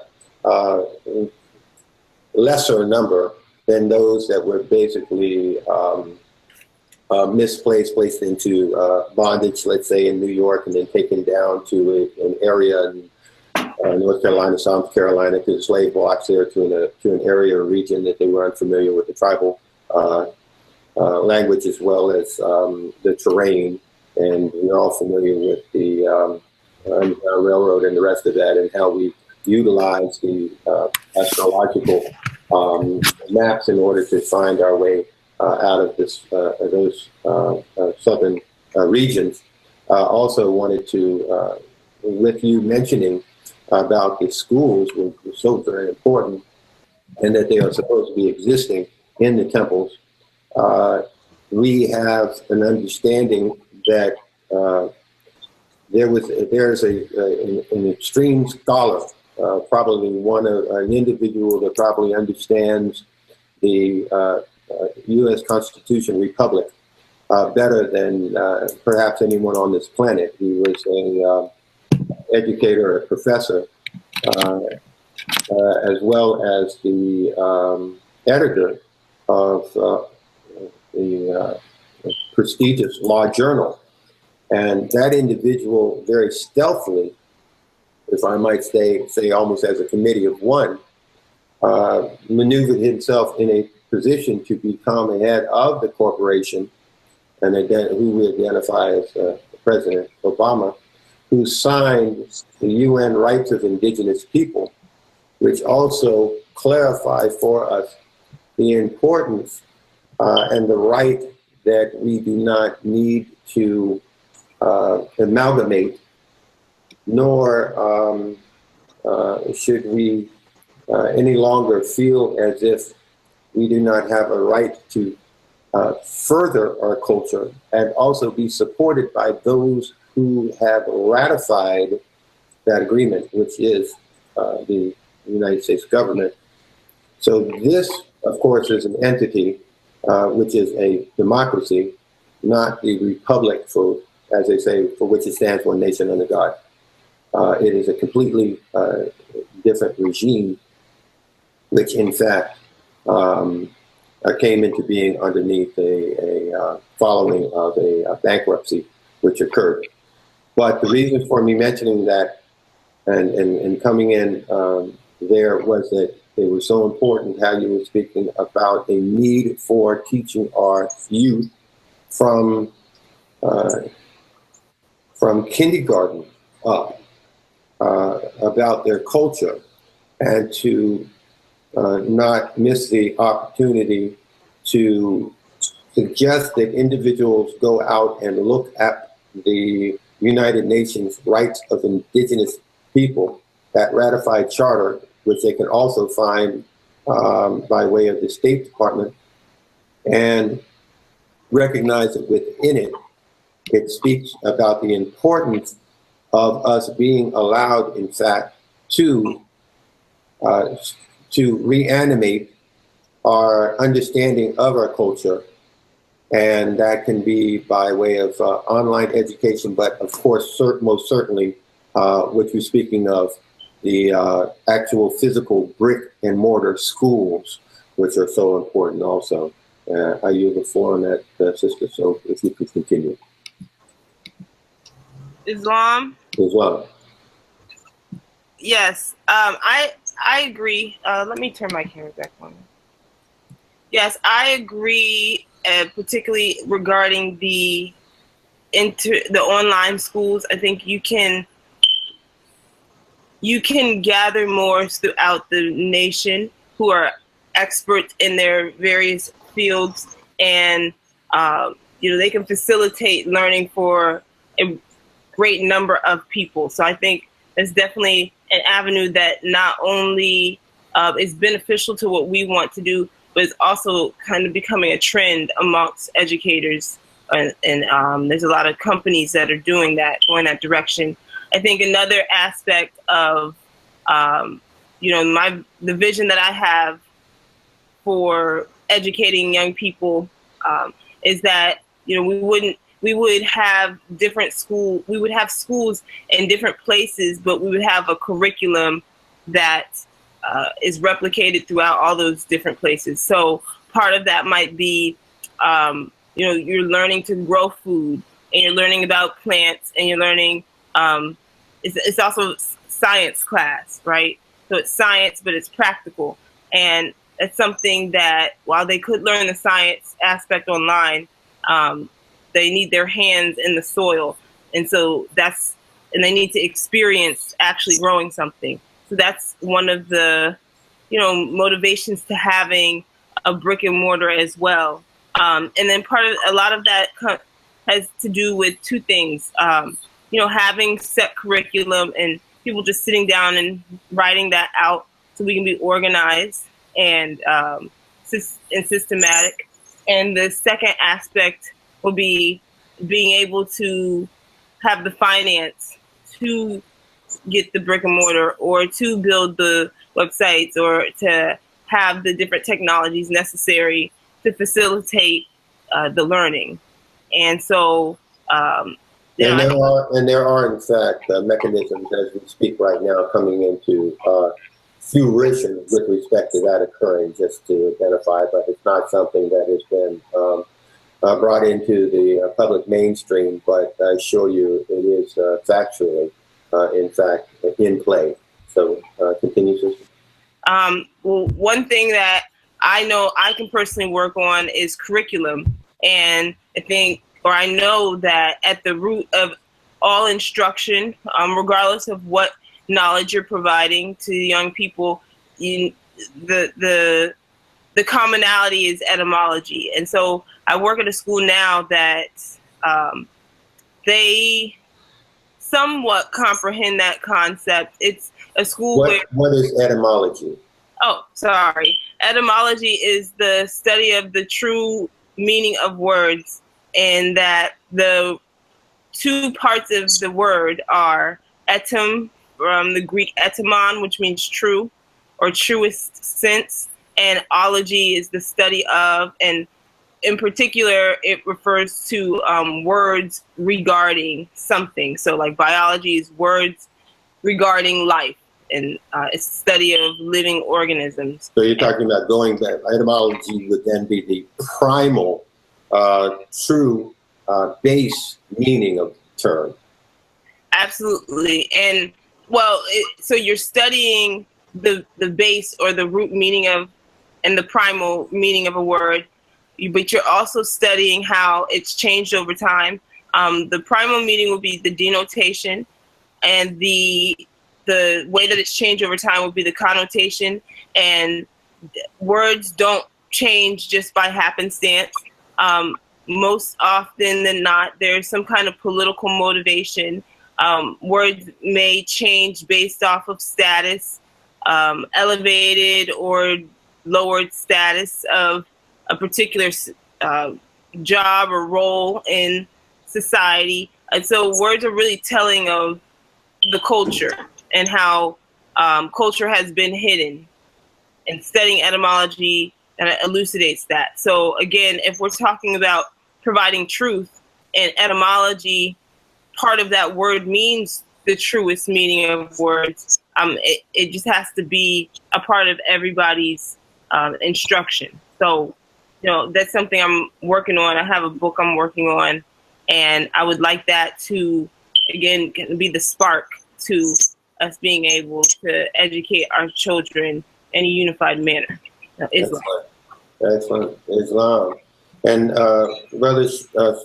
Sister Sharice, if you might also, since we're coming closer to a point where we'll be wrapping it up soon, I'd like to not lose opportunity to enter into that which I mentioned briefly a moment ago, the difference between naturalizing or naturalization, or that process of in which one would go through, and that term which we identify as nationalizing, or one being national or nationalized, and that process.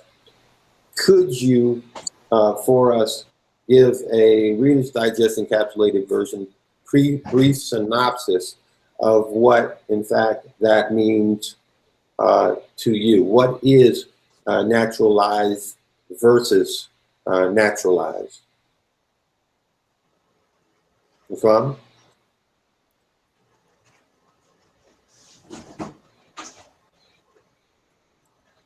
Sister Theresa, are you there?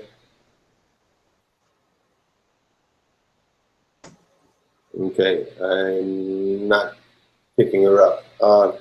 Would anybody else like to perhaps tackle that one for our audience?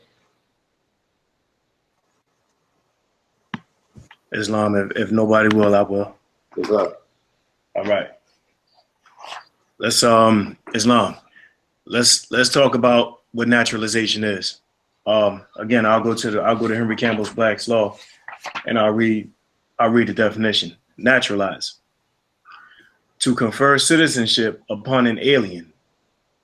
So already you understand from the first sentence that you're talking about someone outside of the nation, someone coming into the nation, not someone coming from outer space, just someone coming from another nation being called an alien. So to confer citizenship upon an alien, to make a foreigner the same. And what they mean by the same is the same as the native people of whatever said land that these foreigners are coming into, in respect to rights and privileges, as if he were a native citizen or subject. So when you talk about naturalization, you're talking about someone coming from a foreign land to a specific land or another land and asking for the same rights and privileges that are afforded to the native people. What's the difference between a right and a privilege? A right and a privilege? A right is something you have from birth. A privilege is something that's given to you. A privilege can be given to you and it can be taken back. All right. Right.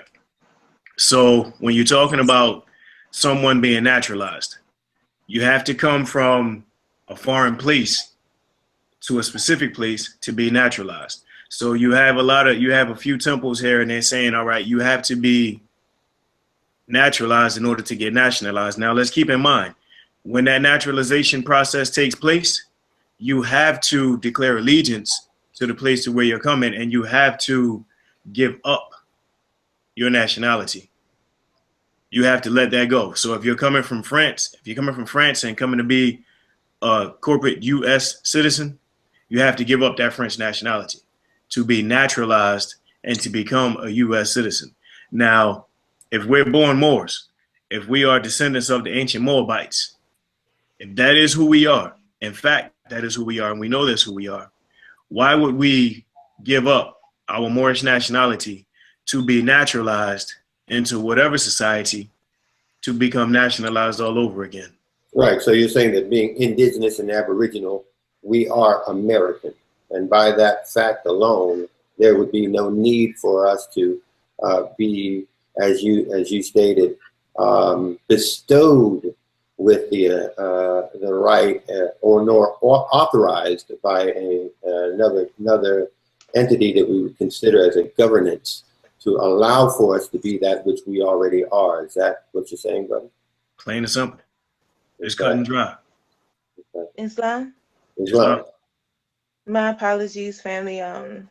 Technical issues on my end. Not a problem. The last thing that I did hear was Brother Sutton Ra going into the definition of naturalization. Is that correct? And that's correct. And we were trying to reach you during the time of your technical difficulties to ask if you might be able to elaborate on the difference as you see it between naturalize and naturalize. Nationalize, and naturalize. Hold on. I see that when I put my camera on, it's out. So it's okay. We can hear you fine. Okay, good. With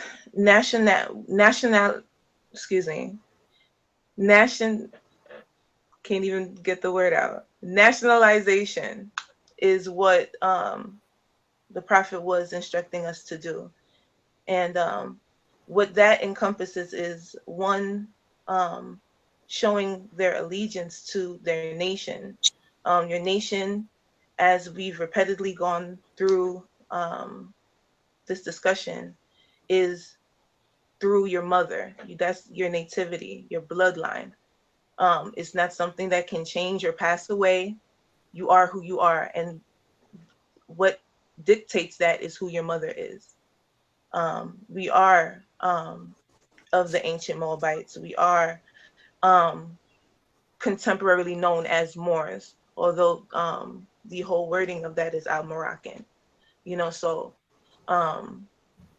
that's that's nationalization. Naturalization is a process where, just for example, just to make it plain, right? Say if I wanted to go to Russia and become a Russian citizen, I would then have to naturalize or adopt or be coded with the rights and privileges of a Russian in order to be called Russian. You know, like I would have to take a test to let it be known that I know their customs, I know their ways, I show my allegiance to them. You're giving up your the nationality you were born with to exchange for another. So you're being afforded the privilege of being treated as one who would be natural to that land, right? I see. Now, it's interesting that Brother Setenra Bey had made mention of U.S. citizens. Now, and also the term which you brought up a moment ago regarding allegiance, because as we know, Moors understand that the United States Supreme Court, in a landmark decision, had stated that the government or their governments had no more obligation to protect the individual. Now, citizenship, as I understand it, is a contract. It is an agreement between two parties, one being the government and the other being the individual. And that agreement is, one is exchanging their allegiance to that government in exchange for that government's protection. Mm-hmm. So wouldn't that mean then that they would be nullifying what we would call citizenship by breaking their end of the contract, stating in fact that they are no longer obligated to hold their end of the bargain up, that exchange for protection by the individual in exchange for the allegiance? So would there in fact even be a U.S. citizen, and what does that really mean? Anyone wish to? Well, it is. Mm-hmm. Go ahead. I'm sorry. Well, the reasoning why they said that is because the U.S. citizen, the U.S. itself is a corporation, so it's not government. So there isn't any protection that can be afforded to the ones who want to show allegiance to them. It's not their job. That's not their aim. So what are you saying? Like trafficking? That is also. That's exactly what it is. That's exactly what it is. Right. All right. So you're saying that in fact is a term which people use lightly, or in fact may not know the actual definition of it, and that it is a contract, and that there is an agreement that is exchanged there, a promise between two entities, which they say they have no obligation to uphold. Indeed. But because of, as you stated, the lack of ignorance that our people suffer through, they'll sign that contract, and ignorance of the law is no excuse. So their obligation to be allegiant to the corporation is like, if they don't refute what they said or try to correct the error in signing up for something like that, then it is then well, said to be standing. that sounds like that would be subjects opposed to citizenship. Indeed.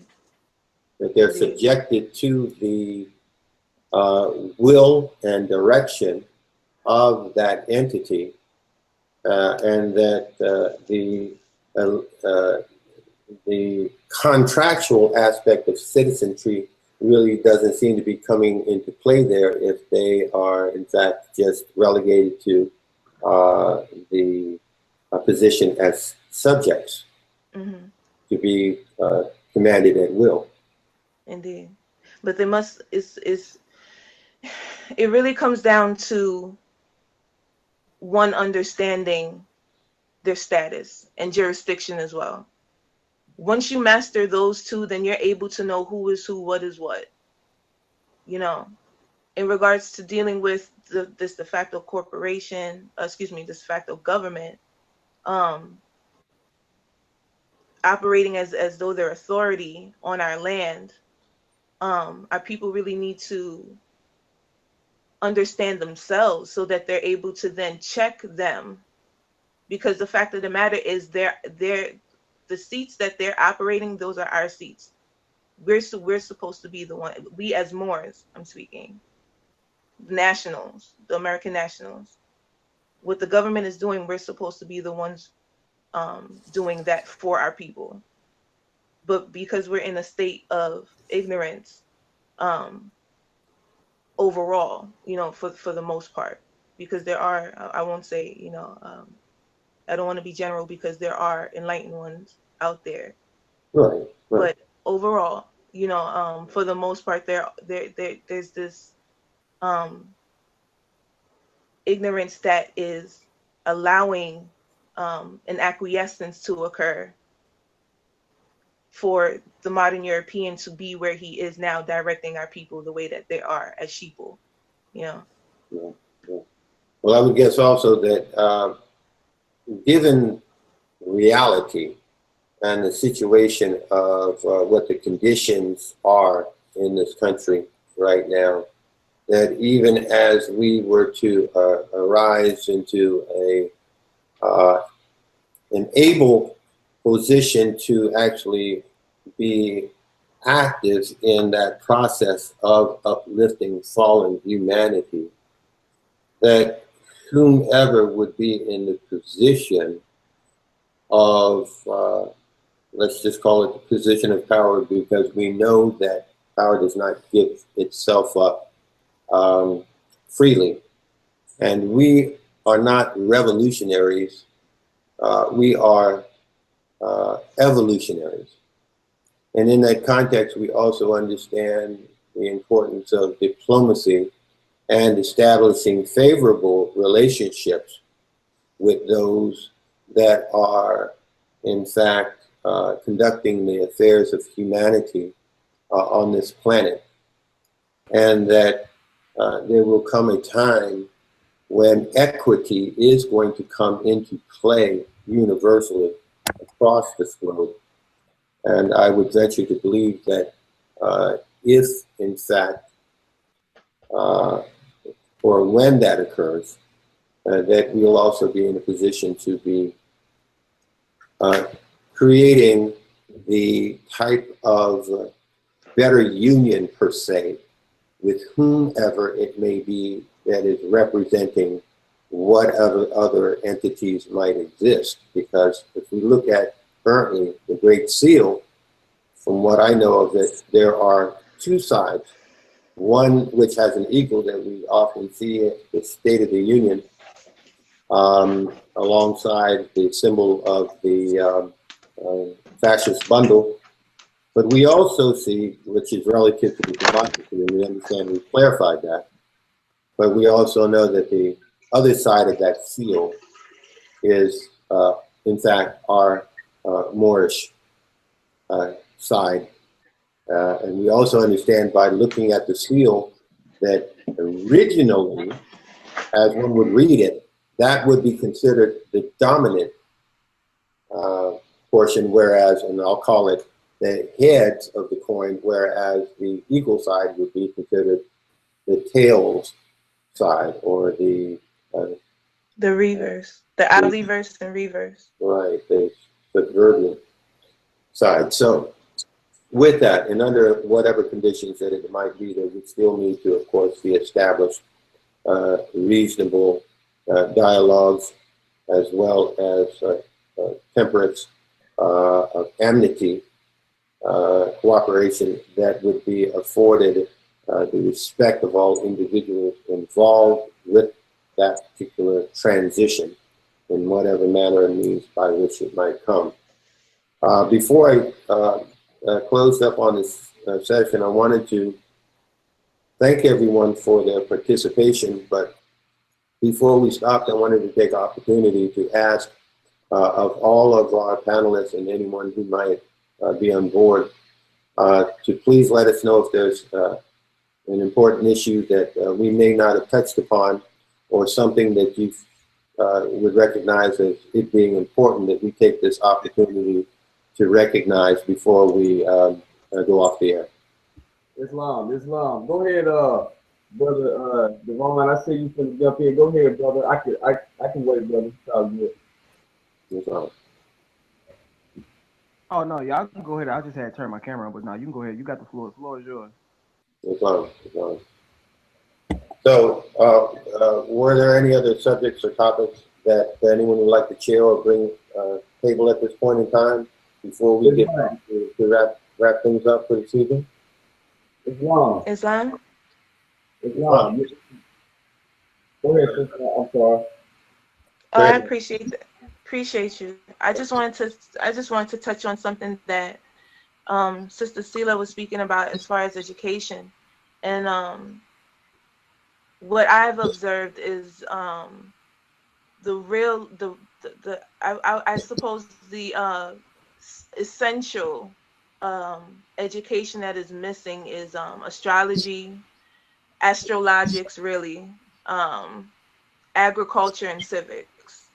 And I think that is the foundation that we all really do need to build upon as far as a curriculum, as you were stating, Sister Sela.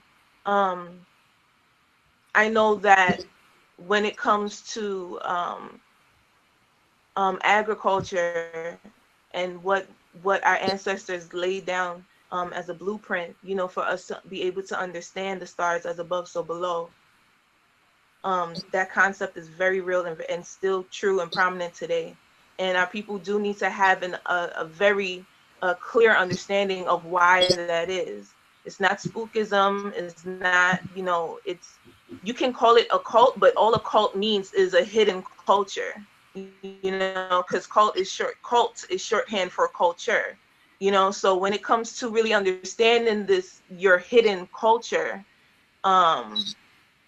what it will do is restabilize the foundation that we thought we didn't have, because truly we can't lose our birthright. We just have to come into realization. Excuse me a moment, all sister. It is. Yes, if the individual speaking in the background could mute their devices while the sister speaking, certainly be appreciated. Go ahead, sister. You could hear me? Yes, I could hear you well, but somewhere near the end, I was hearing someone speaking in the background.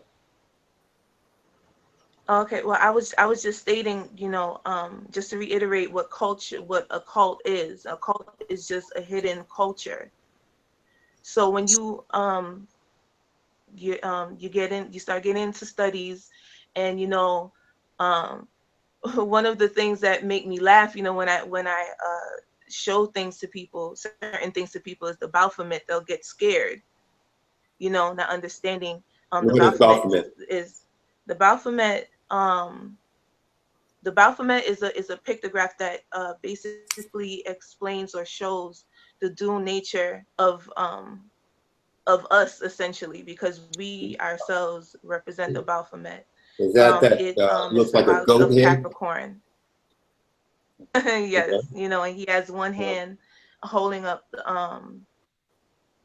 one hand for the night, one hand for the day. It shows the dual nature, the duality of the realm that we operate and live in. So that's it. That is something to master. That's that spookism you're That's talking our about. objective. Okay. It's not spookism. Right. It's not spookism. That is our culture, you know, and it's not, and truly the whole objective of it is intended to scare those who don't know how, who's undeserving of it, because this culture is sacred, you know. And that's another thing as well, you know, when it comes to the information, a lot of people want to abuse the information or turn it into a fad kind of thing.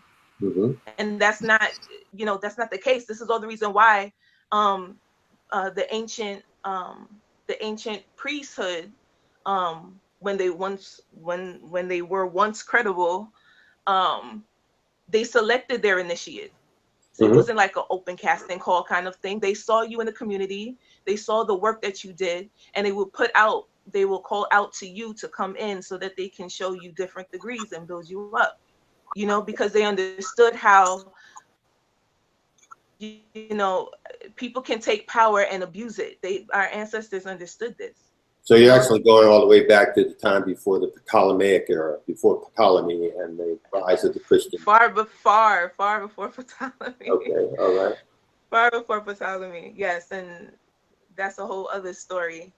An aspects, if I can interject, also relative to, as you were talking about, those things which are hidden, but also those things which are that are open to clarify. And I'm just going to use as an example the 666. People identified as a mark of the beast or the number of man, but we know that it's relative to 6 electrons, 6 neutrons, 6 protons, and that they're talking about a carbon atom. And when you put that underneath an electron microscope, that you will see the Star of David. And that's the devil. Excuse me? Islam. This is Brother Mixon. And that's the devil in the Bible. Right. And it's considered as being something to run from. That's the real spookism right there. Yeah, Islam. That dogma. Islam. If I could add something on that, Islam to the moderator. Right now, it's been a great panel, great discussion. I hope everybody can listen to it. I've been kind of listening back, listening and taking in a lot of information, a lot of knowledge. And one thing I want to do is say, you know, Okay, you're not coming in as clear as you were before, brother. I don't know what happened. I apologize. I might have to click off for a second and come back. You're fine now. When you got closer, we can understand you. Okay. I apologize about that. What I want to do is I just want to share base, you know, touch base and share my testimony on how I came into the scroll right here. I'm going to kind of got some pictures. Got a couple pictures we want to keep this on the record again, and I got another book I want to put on the record again. I'm down south. We would call it Little Rock, Arkansas Territory Corporation, etc. Down here is the biggest. How do I say? Spell that's cast upon our people right down here with the principle of religion and Christianity. And this is one book that I found several months ago, and just to do a little, I'm going to put this on the record. You can see it underlined. The Moorish government has always been established here, and we're going to re-raise this government again. So we're going to put this on the record, and this is out of a Horizons of Christianity book for the record. And for my testimony, I want to let y'all know how I got into the movement. Back around 2000, if I'm not mistaken, 4 or 5, I was cross country, and I was a driver trainer. I owned my own 18-wheeler, and I was a driver trainer for a company out of Salt Lake City, Utah. I won't give any names of any companies like that. I'm not going to help them advertise nothing. But I was a driver trainer. And I was running from, California to Dallas, Fort Worth, probably like 2-3 times a week. And I came home one weekend, and I ran across my uncle, and my uncle had a DVD, and the DVD had brother Abdullah, brother Sabir, brother Taj. I think we're all familiar with the, if I'm not mistaken, the driver's license fraud. And I went to watching that. I watched it with my uncle. I immediately, from after watching that DVD, probably as I was watching it, began to awaken immediately just by a few words Taj had said.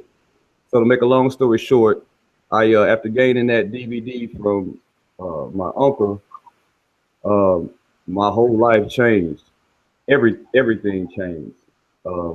My energy changed. I'm already a naturally, how do I say, hypertension. I'm about 6'4.5", 6'5", you know, and I played ball all my life, basketball, baseball, soccer. And I've always had a super high energy level. When I got a hold of this information, my energy was just off the chart. So now I'm searching, seeking new Moorish brothers who I could find, who I could learn from, other than Taj and, you know, the ones that were on the DVD. Now, fast forward to 2000, if I'm not mistaken, 9, I done went about 4 years. Now, I haven't been exposed to RV Bay. I'm running into dirty Moors this whole time, and it was like, how do I say, they were kind of not really captivating me, but they knew more information on the subject, and, you know, I couldn't really speak upon it. Now, the more got me distracted on the UCC. That's what, you know, kind of got me going extra into what he was saying. Was he was on the UCC and he was making sense, not knowing that UCC had nothing to do with nationality. So you're talking about Uniform Commercial Code, correct? Yes, yes, brother, I am. Yes, I am. So now I'm, you know, in the UCC. I've watched the tape from Taj, but I'm not really, how do I say, it's soaked in, but I'm not manifesting anything off of what I know. And at that time, so make a long story short, ended up in a vehicle. One of my trucks got pulled over. Make a long story short, about 7 of them drew guns down on me. I didn't know anything about anything on how to really present myself to the police. Didn't know anything, just was rogue. I was just a knucklehead, and you couldn't tell me nothing. So I ended up going to jail, right? So I fought the jurisdiction for about 6 or 7 appearances on the north side of the river. We got 2 sides. There's a North Little Rock and there's a Little Rock side. However, the North Little Rock side is also the same county of the Little Rock side. It's just the water splitting them. So the incident took place in North Little Rock. Boom, fought the jurisdiction. They bounded over to the Little Rock side. Well, to make a long story short, I go in front of a so-called black judge, brother from down here, who's big time pastor in this area. So me being ignorant, not knowing nothing, arrogant, but thought I knew everything, I get to popping off the wrong everything. So I accept, you know, the hitting over the head that I went through that first time, you know, spitting some information that I actually didn't have any studying or anything going on. So while I'm in jail, the judge ended up taking the bond. So he's like, this man, I was saying good enough stuff to allow them to not force a public defender on me, but at the same time, they didn't trust that I would come back to court. Right. So they ended up saying, hold him, no bond, no nothing. And I'm like, goodness gracious, y'all treat me like I'm the kingpin or something. So zealotly, you ran headfirst into the sand because you had just enough information to get yourself in trouble. Exactly. So now I'm in the county. So 1 month turned to 2, 2 turned to 3, 3 turned to 4, 4 turned to about 12, and 12 turned to 13. So at about probably 6 or 7 months while I'm in the county, you know, everybody all the criminals find Jesus in jail. All of them. Everybody find God. Everybody done turned their life around. Everybody. But me, I'm steady banging that I'm a Moor. So I'm steady arguing with the black Christians. We arguing up and down. I'm trying to tell them, look, man, y'all need to learn about blah, blah, blah. Y'all need to study about this. You need to study about this. So we locked down. It was probably like 23 hours every day. We was only out probably 1 hour to 45 minutes to an hour every day for about a year. I ended up coming out of my cell one day. We had been locked up 3 days straight. And popped the doors, open the cell, and there's this book sitting on the table.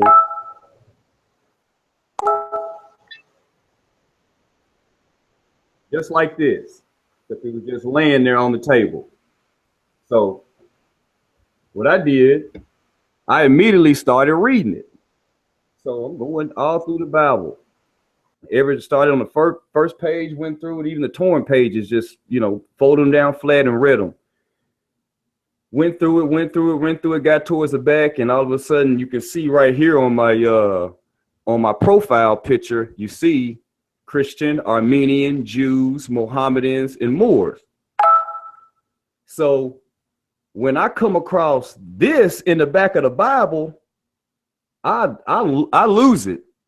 I lose control. I'm ecstatic. I barely can think. Only thing I can think about was Noble Drew Ali said, if you don't do anything else, proclaim your nationality. And I done seen more in the Bible, and I'm arguing with this judge that I'm a Moor and I'm in my own homeland, but this black judge is telling me, you're not such and such, such and such, you're not such and such, such and such, and he sends me to jail, holds me, only for me to wake up, open the cell door, and find a Bible that says I'm a Moor. I said, if this isn't divine, if this wasn't meant, from that time on, the months after I found the Bible, my time in jail was nothing. It didn't mean, actually, I was mentally gone. My spirit wasn't even, I was good.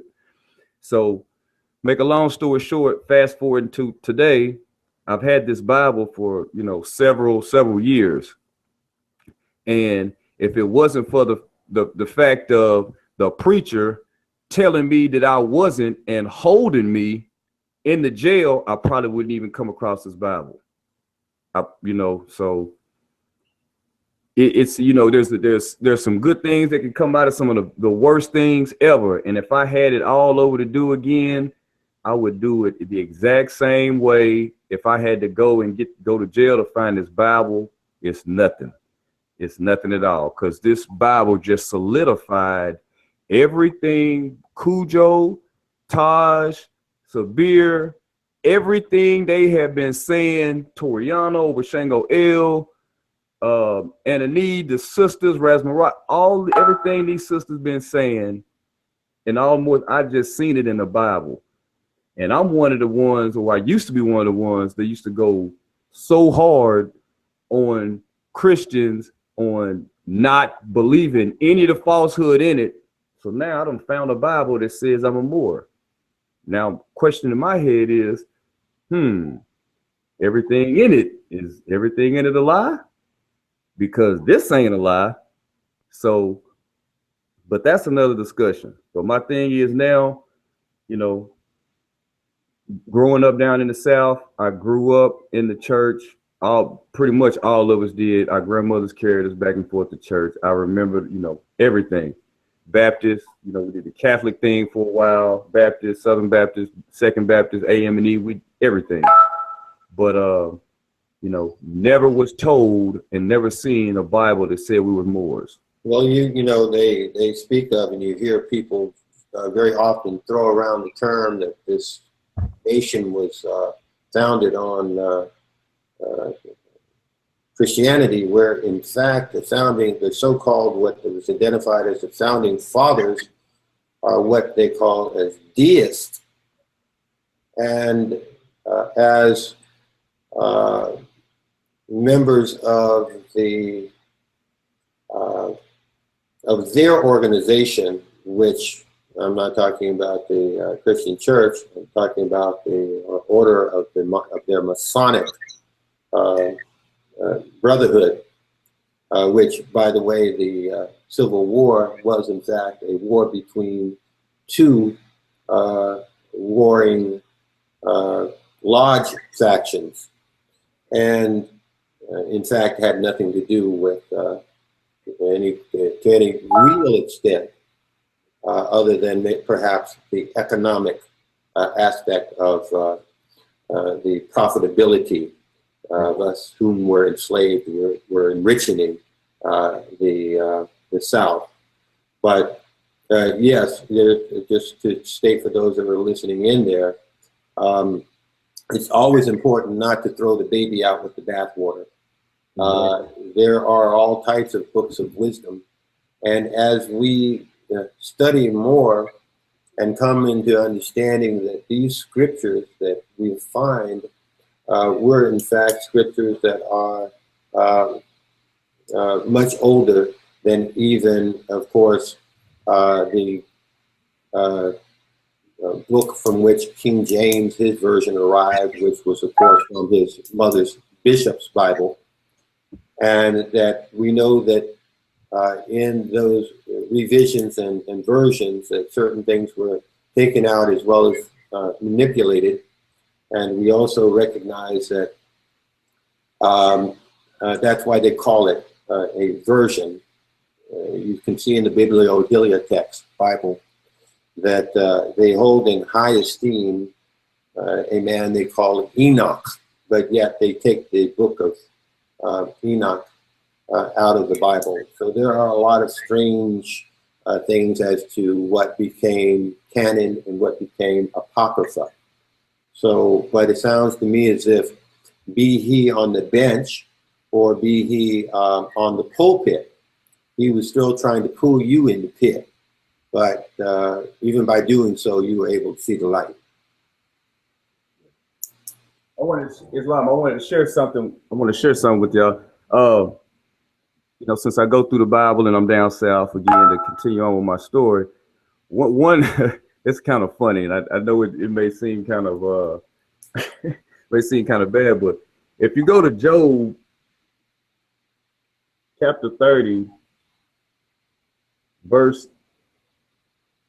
31 or verse 30, and this is kind of what I bang on, you know, when I get a chance to, if I have dialogue with the pastors that don't like to speak on nationality. And when I ask them, are you a child of God? Are you a child of, or the devil? Now I'm just playing now, but they take, the Christians take offense very, very fast. And then I take them to Job and I say, the devil said he was the brother of, and they lose it when I take them to this verse. So I try to get a little humor out of it every now and then, because it's it can be kind of, your energy draining, always thumping and fighting and arguing with people that, that are actually asleep and don't even realize they're asleep. So now that I found the Bible, I've got my nationality card. I appreciate Cujo for the classes. Such and Rob, brother, you 100. Devon, I appreciate your sister. Y'all are awesome. Y'all mean so much to me. You don't understand that I can go to work every day and come home and catch one of you guys' videos, and the little energy I do have, it can uplift me and bring back to my spirits and get my studying right. But I don't want to take up too much more time. I want to go ahead and say thank you again to the moderator, Brother Jonathan, and all you brothers and sisters on here. Cujo, appreciate you too, bro. Stay in touch with me, and y'all stay in touch. If I don't have y'all's number, you can pass it to, and I share it with you anytime. Y'all stay in touch with me. Islam. Absolutely, Islam. We appreciate your sharing, brother. By all means, it was an impactful story that you gave, and I'm sure that there's a lot of people out there that could personally relate to what you were saying relative to their own experiences. And I thought it was important also that you did bring shed light on the fact that often when we come into this new information, that we have a tendency to be very zealot regarding it, and can in fact run head on, face first, directly into the blades of the fan. Just knowing enough to not know enough to navigate our way out of the difficulties that we place ourselves in. And that's why I always suggest that people give themselves an incubation period to allow for a lot of this material to sink in, so that it can then, as you were saying, begin to manifest in themselves, opposed to simply parroting the material which they hear from others. And it's through that religioning oneself with the information of their ancient forefathers that they then become of a like mind, and they are allowed to receive those gifts of intuition as well as genetic memory, which comes naturally by an aspect of one learning what it is. Matter of fact, as you become further and deeper into the knowledge, as you are learning it, one will find that it no longer feels as if you're learning. It begins to feel as if you are remembering. And that's exactly what an aspect of that is. It's a recalibration of yourself to the actual frequency in which you were meant to be. And that is what then assists in the shattering of and the decalcification of your pineal gland, allowing for that window to the soul of man to provide you with those energies and the information I just spoke of.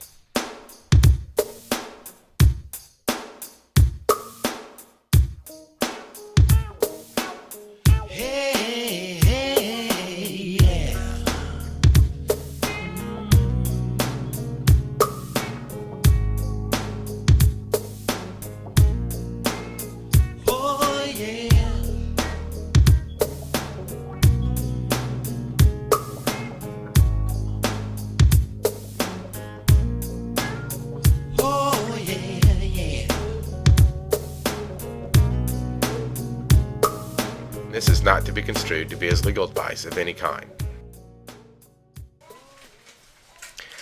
I put this presentation together so I could show the people of this great country a true and accurate view of history about what happened to our country.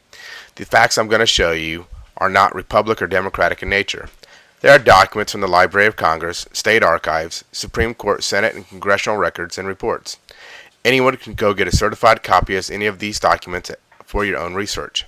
What I'm going to show you is a small but important part of what has delivered this country into its current condition. I kindly ask you, do not believe what I'm going to show you. Please do your own research and the truth will be yours. One of the reasons we are in the shape we are in as a country is because we let others tell us what the facts are. The story I'm going to tell you is about a corporate takeover that history forgot to tell you about. J. Edgar Hoover said, "The individual is handicapped by coming face to face with a conspiracy so monstrous that people cannot believe that it even exists. I promise you this conspiracy exists." So some things we're going to talk about today is, why did we fight the Civil War? What was the purpose? Was it to free or create slaves? And how does it affect our personal and property rights today? Facts about the South seceding from the Union. Slavery was not an issue, it was states' rights. Lincoln even told President Davis that slavery would be intact if they came back into the Union. Davis' response was, no, because slavery is not the struggle we fight in this war. 4 states that fought with the North were slave states throughout the war. President Buchanan did not wage war on the seceded states. All these states seceded while he was in office. On February 28, 1861, North Carolina legislature voted on whether they wanted a convention to consider secession. The call for a convention was defeated by 651 votes. North Carolina would not even consider secession. On March 30, 1861, in an address to the people of Texas, put forth by representatives of Texas, given warning that under the pretense of freeing slaves, The actual intention of the incoming Lincoln administration was to enslave a whole nation, an ominous warning of what was to come. So why did North Carolina secede from the Union? On April 15, 1861, the Secretary of War notified Governor Ellis of North Carolina that the federal government expected North Carolina to furnish 2 regiments of troops to make war on seceded states. In Governor Ellis's refusal, he closed with these words: "I can be no party to this wicked violation of the laws of this country, into this war upon liberties of a free people. You can get no troops from North Carolina." And North Carolina seceded from the Union. This document is known as the Lieber Code, or General Orders 100, done April 24, 1863. It is the rules of engagement signed by the Secretary of War for the Civil War. We are still operating underneath these rules, underneath military rule. Here are a few of the articles that affect us today. Martial law in a hostile country consists in a suspension by the occupying military authority of the criminal and civil law and of the domestic administration and government in the occupied place or territory, and in the substitution of military rule and force for the same, as well as in the dictation of general laws as far as military necessity requires the suspension, substitution, or dictation. So what this Article 3 is saying is we're going to suspend all of your laws while you're underneath military rule. Article 7. Martial law extends to property and to persons, whether they are subjects of the enemy or aliens to that government or not. Basically, they're saying right there, it doesn't matter if you were against us in the war in the South or whatever the deal was, the martial law is going to extend to your property and to the person, whether they were enemies or not. And that's pretty simple. That's how this affects the North also.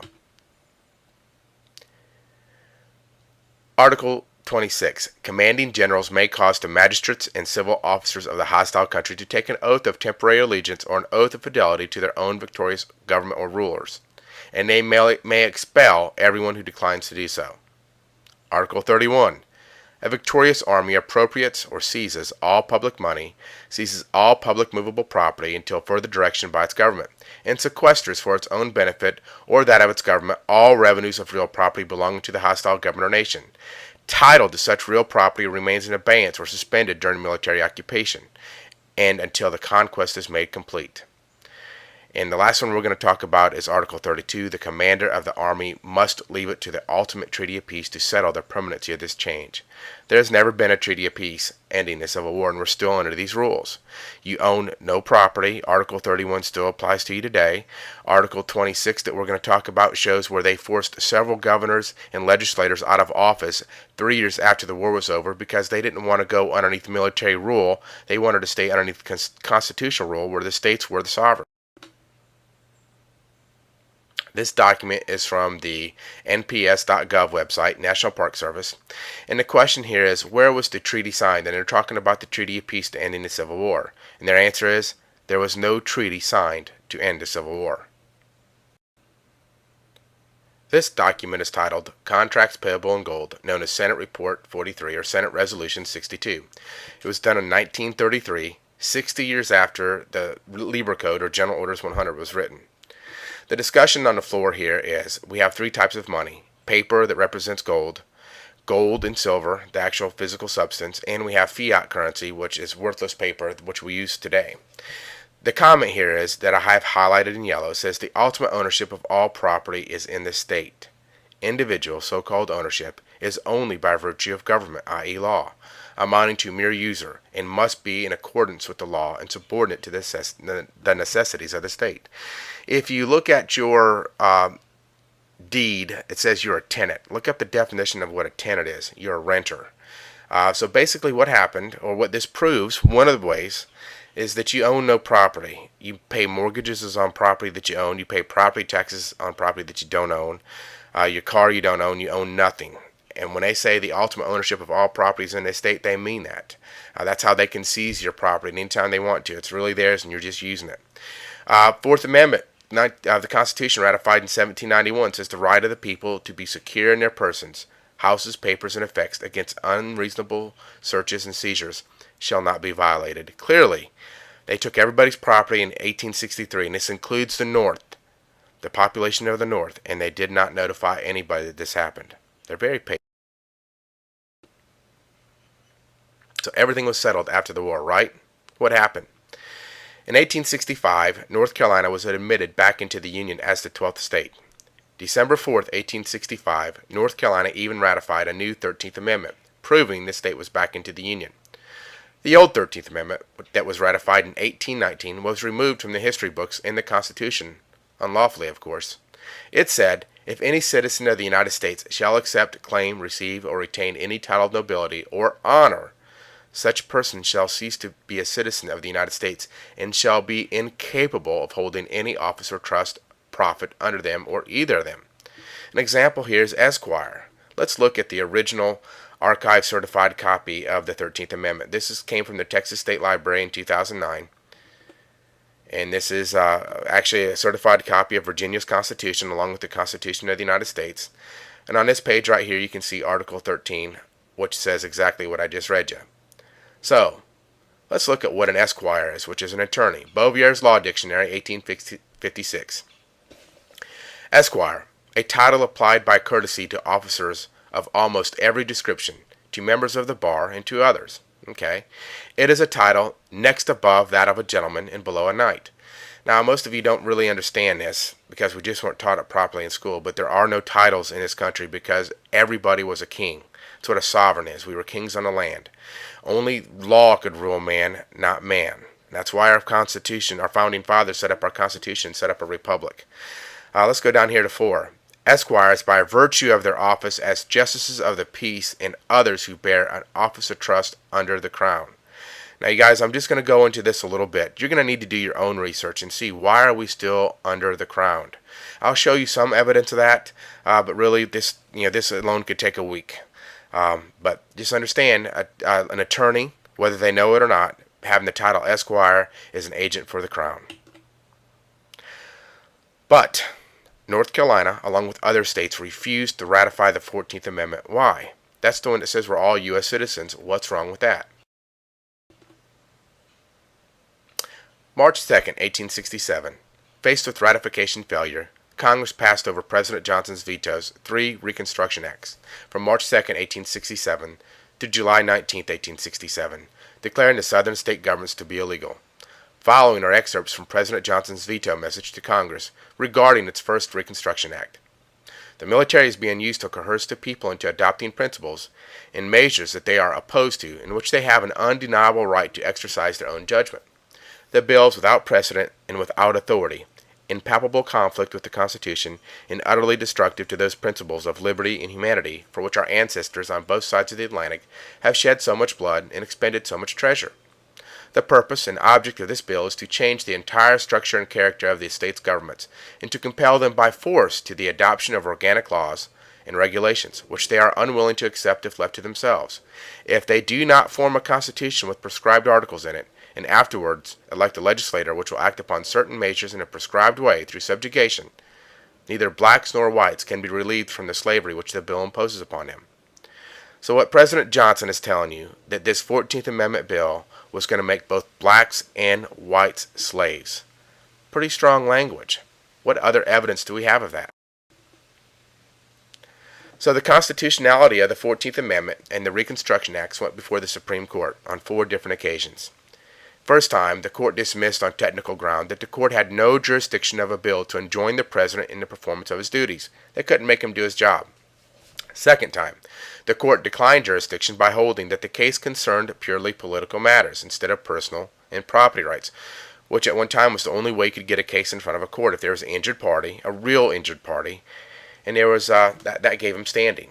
The court held that a bill to restrain the defendants who represent the executive authority of government from carrying into execution certain acts of Congress, inasmuch as such execution would annul and totally abolish the existing state governments of Georgia, is not within the jurisdiction of the court. In other words, the court said it could not stop the federal government from completely annihilating or abolishing the state of Georgia. And that's exactly what happened. It abolished every state. The third time, the Supreme Court assumed jurisdiction on the constitutionality of the Reconstruction Acts and were argued before the Supreme Court. But before the Supreme Court could enter a judgment, the Republicans in control of Congress rushed through a bill repealing the appellate jurisdiction of the Supreme Court under the Act of 1867, prohibiting the Supreme Court from proceeding on any appeal already before it. The court waited till the bill was passed and then postponed for further consideration of the matter until the next term. In the biggest battle between Congress and the Supreme Court in the nation's history, for the first time, Congress removed the court's jurisdiction to hear a case. The last attempt to obtain a ruling on the Reconstruction Act was made in Ex parte versus Yeager. The Supreme Court assumed jurisdiction, and this action was immediately answered by the introduction of a bill in the Senate explicitly prohibiting the Supreme Court from considering any case which involved the validity of the Reconstruction Acts, followed by another prohibiting the judicial review of any act of Congress. Congress made themselves, in the laws and bills they passed, untouchable. So much for the three equal-powered branches of government. The Tulane Law Review, Volume 28 of 1953, an article entitled The Dubious Origin of the 14th Amendment, by Walter J. Sutton, Jr., former president of Louisiana State Bar, states, "The most extreme and amazing feature of the Act, as the requirement that each excluded state must ratify the 14th Amendment in order to again enjoy the status and rights of a state, including representation in Congress. Section 3 of the Act sets forth this compulsive coercion that's imposed on southern states. The most apt characterization of this compulsive provision, placing these states under military authority, there to remain until they comply, inter alia, with this requirement of ratifying the rejected 14th Amendment, is found in a speech of Senator Doolittle of Wisconsin, a Northerner, a conservative Republican. During the floor debate on the bill, he said, 'My friend has said, what has been said all around me, and what is said every day, the people of the South have rejected the constitutional amendment, and therefore we will march upon them and force them to adopt it at the point of a bayonet, and establish military rule over them until they do adopt it.'" And you can see the source there. So obviously, our founding fathers, which the Constitution guarantees every state the right of republic, the right to have a republic. Our founding fathers never thought that they were going to get the states to ratify something at the point of a bayonet. That's not their intention. So what has Congress said about the 14th Amendment? On June 13th, 1967, United States Representative Rarick of Louisiana submitted to the United States Congress Louisiana House concurrent resolution urging the United States Congress to declare the 14th Amendment to be illegal. He also entered a treatise on the illegality of the 14th Amendment prepared by Louisiana Judge Lander H. Perez. You see, you guys, attorneys and judges have tried to help us. We have failed to support them. Congressional Record 1967. You can get this out of any law library that you want. It says the 14th Amendment, equal protection law or tool of usurpation. It says the purported 14th Amendment to the United States Constitution is and should be held to be ineffective, invalid, null, void, and unconstitutional for the following reasons. The joint resolution proposing said amendment was not submitted to or adopted by a constitutional Congress. Article 1, Section 3 in Article 5 of the United States Constitution says that should happen. The joint resolution was not submitted to the President for his approval. The proposed 14th Amendment was rejected by more than 1/4 of all the states then in the Union, and it was never ratified by 3/4 of all the states in the Union. The Unconstitutional Congress. Now, this document is about 6 or 7 pages long in the Congressional Record, and so we're just going to go through the very first one, a little bit of it. Don't want to spend all day on it. You can do your own research and see what it says for yourself. Article 1, Section 3. The Senate of the United States shall be composed of 2 senators from each state. Article 5 provides that no state without its consent shall be deprived of its equal suffrage in the Senate. The fact that 23 senators had been unlawfully excluded from the U.S. Senate in order to secure 2/3 vote for adopting of the joint resolution proposing the 14th Amendment is shown by resolutions of protest adopted by the following state legislators. The New Jersey legislature, by resolution of March 27, 1868, protest as follows. The said proposed amendment not having yet received the assent of 3/4 of the states, which is necessary to make it valid, the natural and constitutional right of this state is to withdraw its assent is undeniable. That it being necessary by the Constitution that every amendment to the same should be proposed by 2/3 of both houses of Congress, the authors of said proposition for the purpose of securing the assent of the requisite majority determined to, and did exclude from the said 2 houses 80 representatives from 11 states of the Union, upon the pretense that they were no such states in the Union. Now, you guys got to remember, this is 1867, or the 14th Amendment was done in 1867. the states came back into the Union in 1865. The war was over. North Carolina was back into the Union by December 1865. So they were into the Union. They voted and ratified the 13th Amendment. But now all of a sudden they're no longer in the Union because they weren't going and playing the same game that the White House or Washington wanted them to play. So how did the Reconstruction Act affect North Carolina? It actually affected every state in the Union at the time, and it affected 7 other states about the exact same way that it affected North Carolina as far as the governors being forcibly removed. So let's look into it a little bit. From 1865 until his removal in 1868, Governor Jonathan Worth fought against programs of Reconstruction emerging from Washington, D.C. He loathed the 14th Amendment and the Reconstruction Act passed in early 1867, which provided for military rule, a new state constitution, and elections to replace the existing government. On June 30th, 1868, General Canby of the United States Army issued General Orders 120, which states in part, to facilitate the organization of a new state government, the following appointments are made. To be Governor of North Carolina, W.W. Holden, Governor-elect. Vice Jonathan Worth, removed. To take effect July 1st, 1868, on the meeting of the General Assembly of North Carolina.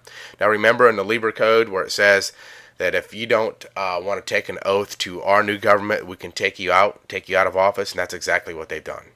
And this is proof of it right here. Here is a archive certified copy of General Orders 120. You can get it on the second floor of State Archives of North Carolina. His response. In a letter dated July 1st, 1868, Governor Jonathan Worth surrendered the government of North Carolina to W.W. Holden under what he deemed military duress during a time of supposed peace. The letter states in part, yesterday morning I was verbally notified by Chief Justice Pearson that in obedience to a telegram from General Canby, he would today at 10 a.m. administer to you the oaths required preliminary to entering upon the discharge of duties of the civil governor of the state, and that thereupon you would demand possession of my office. I intimated to the judge my opinion that such proceeding was premature even under the Reconstruction legislation of Congress, and that I should probably decline to surrender the office to you. I do not recognize the validity of the late election under which you and those cooperating with you claim to be invested with the civil government of the state, and you have no evidence of your election, save the certificate of a Major General of the United States Army. I regard all of you as, in effect, appointees of military power of the United States, and not as deriving your powers from the consent of those you claim to govern. Knowing, however, that you are backed by a military force here, which I could not resist if I would, I do not deem it necessary to offer a futile opposition, but vacate the office without the ceremony of actual eviction, offering no further opposition than this, my protest. I would submit to actual expulsion in order to bring before the Supreme Court of the United States the question as to the constitutionality of the legislation under which you claim to be the rightful governor of the state, if past action of that tribunal furnished any hope of a speedy trial. I surrender the office to you under what I deem military duress, without stopping as the occasion would well justify, to comment upon the singular coincidence that the present state government is surrendered as without legality to him whose own official sanction but 3 years ago declared it valid. Governor Worth took the oath from Governor Holden. Governor Holden took the oath from Governor Worth when he was elected in 1865 to be the governor of North Carolina after the war was over. So it's not like, he was an unlawful governor or anything like that. He was a constitutional government, and since that time we've not had in this state or many other states a constitutional government. And this is an archive certified copy of his letter. So other laws that affect the rights of the American people. Trading with the Enemy Act in 1917. This act was implemented to deal with countries we were at war with during World War I. It gave the president and the alien property custodian the right to seize the assets of an enemy or ally of an enemy, and if they wanted to do business in this country, they could apply for a license to do so. In its original act, the definition of the word enemy as used herein shall be deemed to mean for the purpose of such trading of this act, the government of any nation of which the United States is at war, or any political or municipal subdivision thereof, or any officer, official agent, or agency thereof. Here is the original bill, and you can see the writing there. By 1921, the Federal Reserve Bank, who was the trustee for the alien property custodian, held in trust over $700 million. But March 9th, 1933, the Trading with the Enemy Act was amended at 48 Stat 1 to include the United States person, because they wanted to take our gold away. So they had to make everybody in the United States who claims to be a United States citizen an enemy of the United States. Let's look at that law. This is 48 Stat 1. So when you go into a law library, you pick up the 48th Book of Congress and you go to the first page. It says, with the number 1, not Roman numeral, but number 1, and you'll see this. And you can see here where it says, on the October 6, 1917 Act, which was the Trading with the Enemy Act, they're going to amend Section 2, Subdivision B to say basically this. I'm going to highlight it so you can read it a little better. During a time of war or during any other period of national emergency declared by the President may, through any agency that he may designate or otherwise investigate, regulate, or prohibit, under such rules and regulations as he may prescribe by means of license or otherwise, by any person within the United States or any place subject to the jurisdiction thereof. Now, let's look at what that did. So the original Trading with the Enemy Act said this. We were the enemy. Section 2B was the government of any nation. But with this amendment done in 1933, March 9th, 1933, remember that date, it basically changed it to this. During any time of war or during any other period of national emergency declared by President, the President may control any person within the United States or any place subject to the jurisdiction thereof. That's pretty profound. We haven't had a constitution for a long time. Let's look and see if there's any evidence. How do we know that these evidence affected people? First, Downs versus Bidwell, 1901. So this is before the Trading with the Enemy Act was ever done, but after the Civil War. The dissenting opinion of Justice Marshall Harlan states, 2 national governments exist, one to be maintained under the Constitution with all its restrictions, and the other to be maintained by Congress outside and independently of that instrument, which is what we see today. The only people that are subject to the Constitution now are the Congress, senators, and president, if really anybody, but they are a party to it. We're not. Senate Report 93-549 states the United States has been underneath dictatorial control since March 9th, 1933. Let's look at this Senate report for a minute. This is the first page, done in 1973. You can go get it online. You can get it from a law library, Library of Congress, wherever you want to. Senate does a report on the emergency power statutes every 2 years. The last one was in 2008. And they say all the same thing. They don't have the language in them that this one has in it, but they all say the same thing. So let's look at it. This is the foreword to the Senate report. It says, since March 9th, 1933, the United States has been in a state of declared national emergency. These proclamations give force to 470 provisions of federal law. In other words, because we're in a state of national emergency, the federal law now exists that would not normally exist if we were just citizens of our state and not considered enemies of the United States of America. These hundreds of statutes delegate to the President extraordinary powers ordinarily exercised by Congress, which affect the lives of American citizens in a host of all-encompassing manners. The vast range of powers taken together confer enough authority to rule the country without reference to normal constitutional process. Without reference to any constitutional process. If it's not normal, it's not constitutional process. Under the powers delegated by these statutes, the President may seize property, organize and control the means of production, seize commodities, assign military forces abroad, institute martial law, seize and control all transportation and communications, regulate the operation of private enterprises, restrict travel, and in a plethora of particular ways control the lives of all American citizens. There is no present need for the United States government to continue to function under emergency conditions. That's just in the foreword of the report. Let's look at the first page of the report.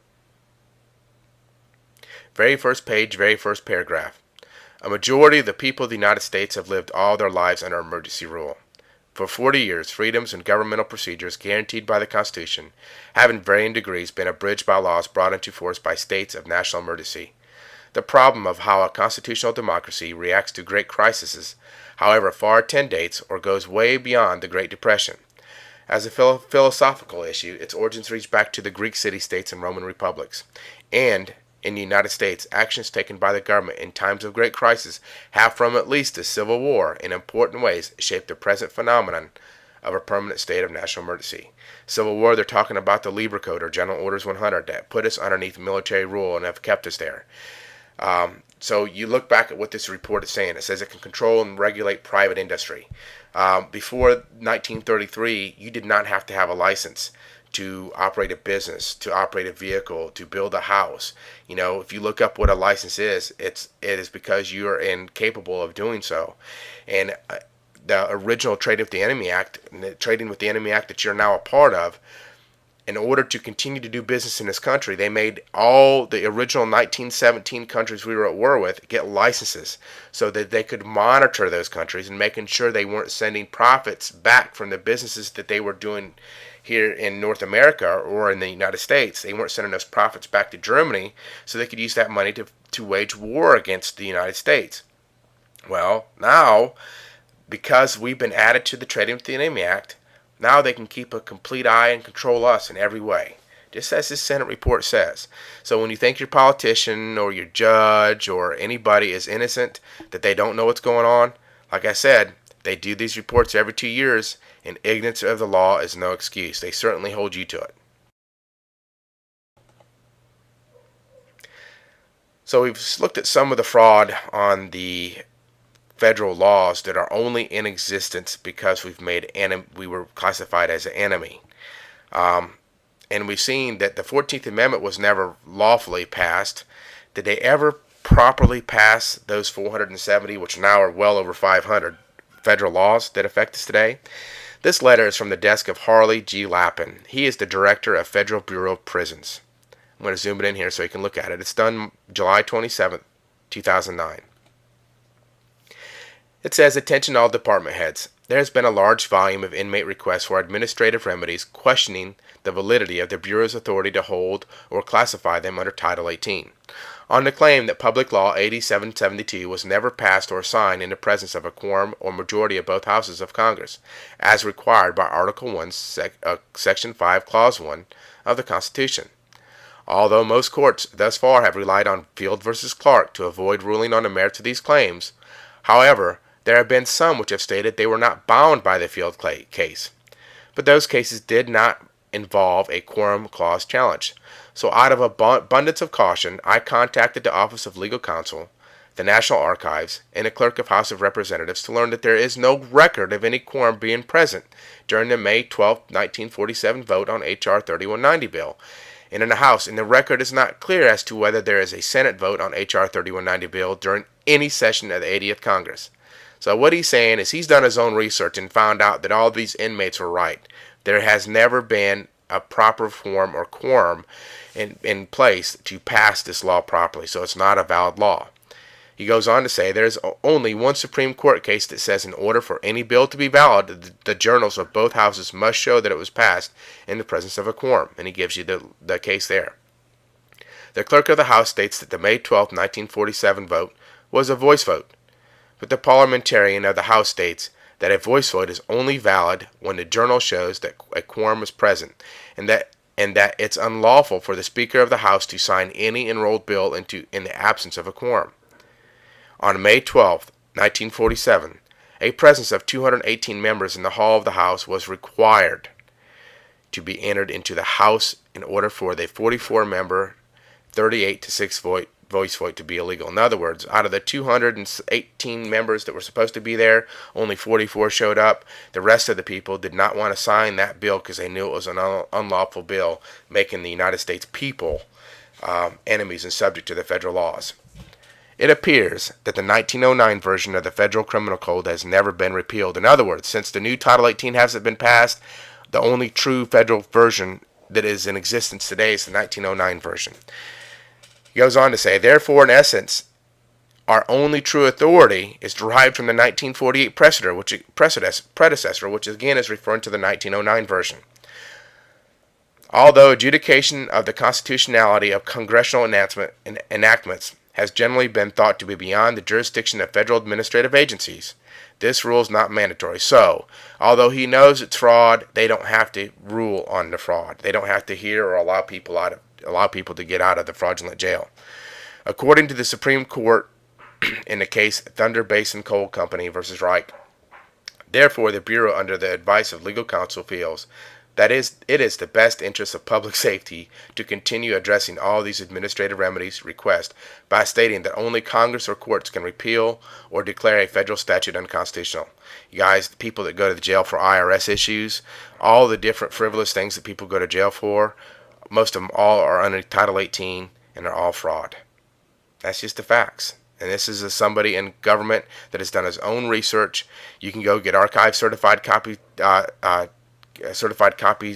the documents yourself and verify it for yourself. Do what he's done. But he's done his own research, and he says, you know what? Let's just keep it going. Let's just keep playing the game. They won't know any different. We won't let them have the truth. So a review of events that took away your God-given rights. 1861, Congress was adjourned sine die, which means without assigning a day for a further meeting, and Lincoln could not legally reconvene Congress. In 1863, the Libra Code was established, giving the government the ability to take away your property and your rights, and putting the country underneath military rule or martial law. In 1867, the 14th Amendment was added to the U.S. Constitution, but was never ratified by a constitutional Congress or presented to the President of the United States to be signed into law. This law made whites and black slaves, as stated by President Johnson. June 30th, 1868. Governor Jonathan Worth was removed from office because he opposed the Reconstruction Acts of the 14th Amendment and military rule. March 9th, 1933. The U.S. person or citizen was added to the Trading with the Enemy Act, making them enemy combatants, classifying them the same as Al-Qaeda. April 5th, 1933, Executive Order 6102 was given, making it illegal for a U.S. citizen to own gold. April 17th, 1933, Senate Doc 43 says, it doesn't matter how we pay for things because the state owns it all anyway. 1948, Title 18 was never lawfully passed by Congress or Senate, making Title 18 null and void and without effect. So how did the Constitution structure our government? Ben Franklin was asked, what kind of government do we have? He said, a republic if you can keep it. Article 4, Section 4 guarantees to every state in the Union a republican form of government. What is a republic? Republic is Latin for a public thing, and the public thing was law, and it was God's law.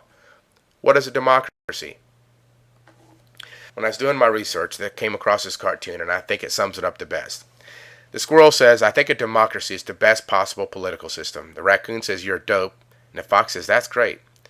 The raccoon says, who supports a new law that all present squirrels should be eaten by a fox and a raccoon? The fox and raccoon vote, and the majority is a majority. The squirrel tries to veto, but majority rule or mob rule means the law does not apply.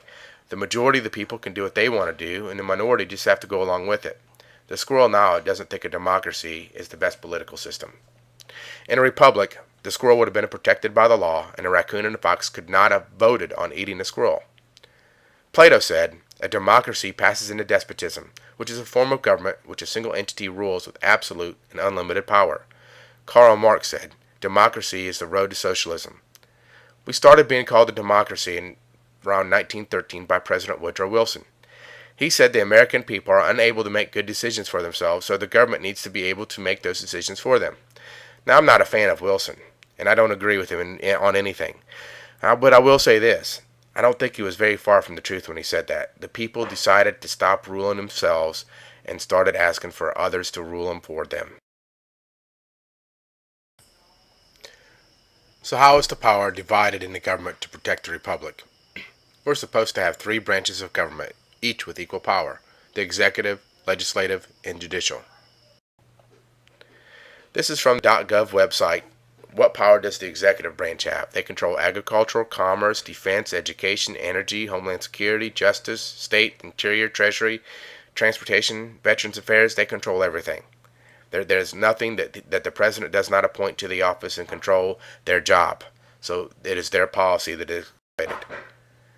What power does the legislative branch have? They control their websites and their leadership, and that's pretty much it. Does the legislative branch have any control of anything of importance when the president can issue an executive order and do whatever he wants without approval of the House of Representatives?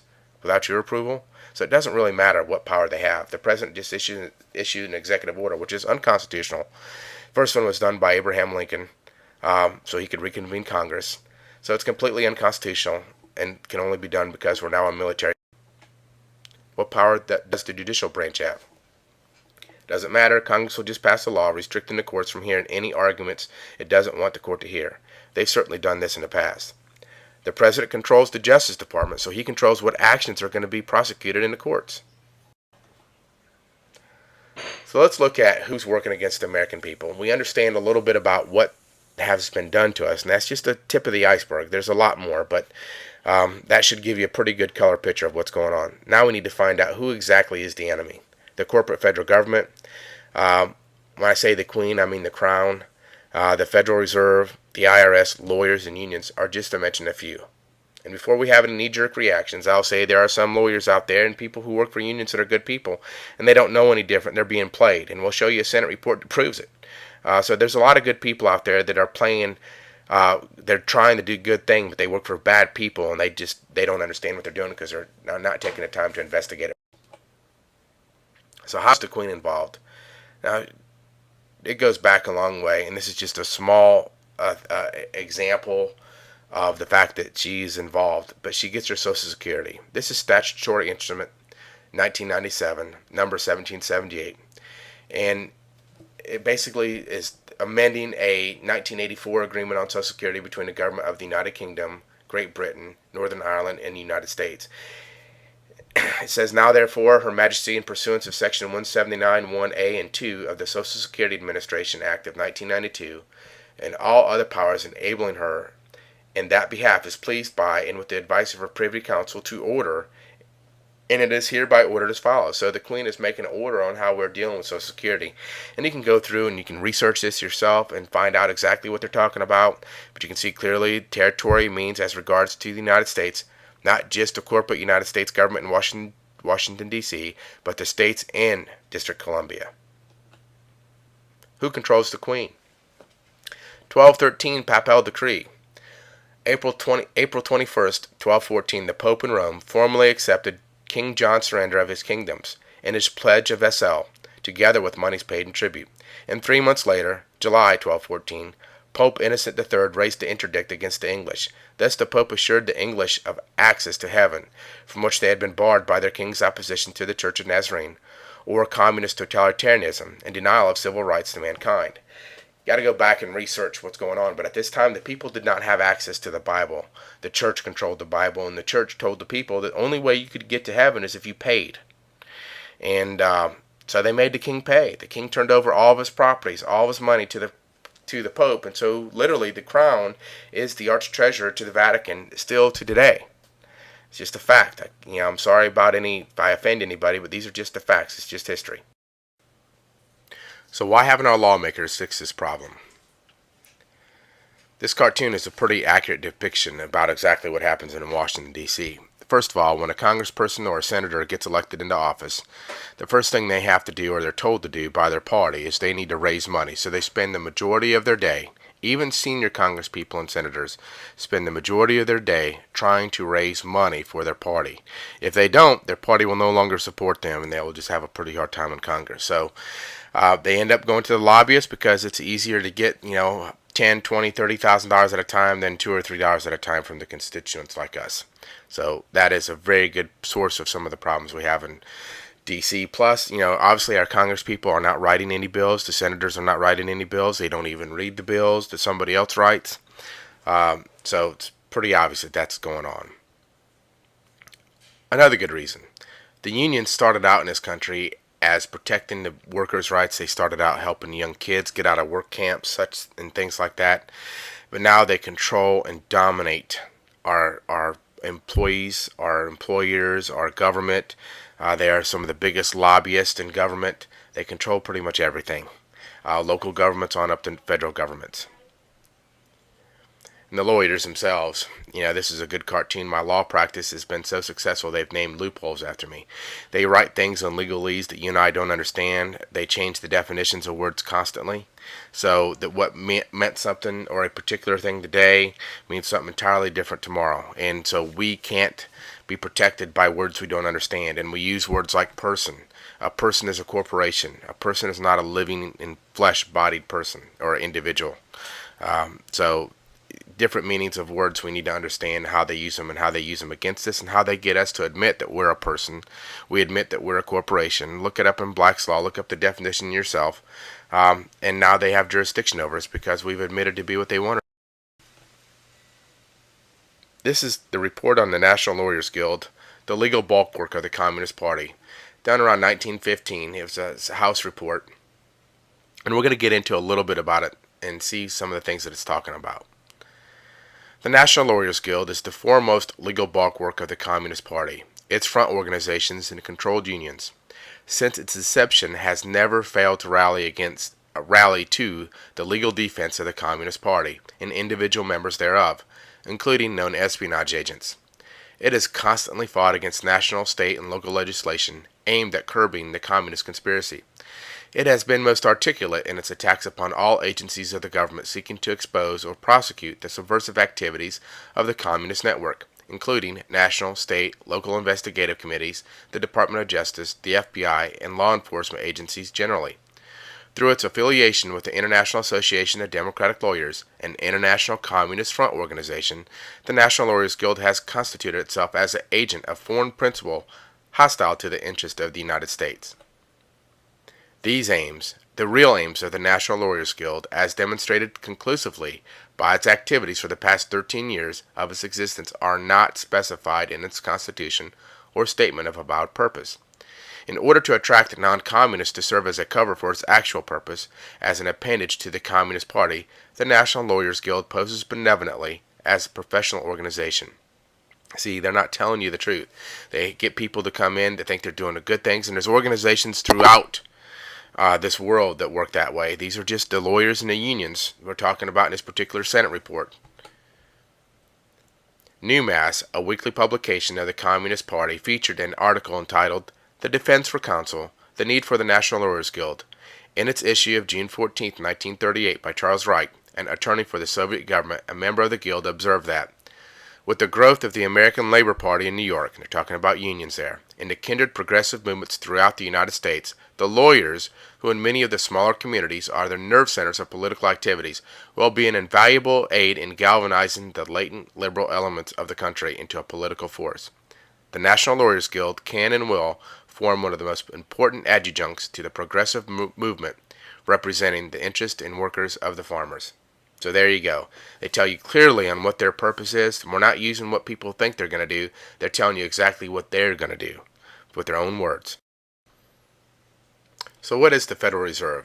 The Rothschilds, is Eugene Mile, Israel Sheff, Warburg, Lehman Brothers, Goldman Sachs, Rockefeller, J.P. Morgan, Aldrich, and other bankers created a Federal Reserve Plan in a private meeting on Jekyll Isle on November 22nd, 1910.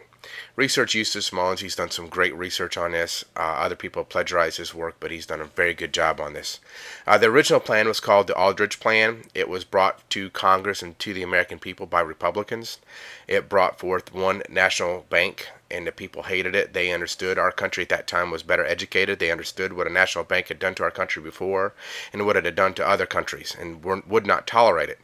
And so the Democrats, pushed by Wilson, and the bankers put Wilson into office, it's very well documented, came out with a new plan, which is called the Federal Reserve Plan, which is the exact same language in the plan.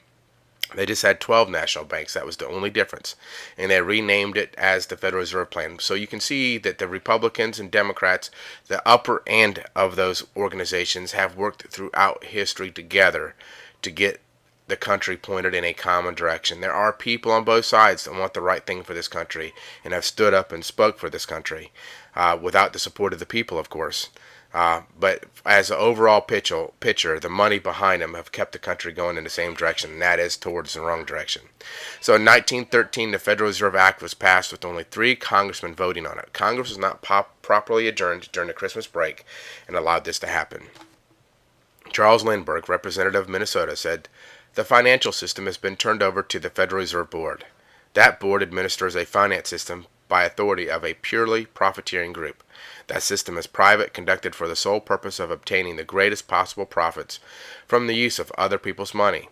This act establishes the most gigantic trust on earth. When the President signs this bill, the invisible government by the monetary power will be legalized. The people may not know it immediately, but the day of reckoning is only a few years removed.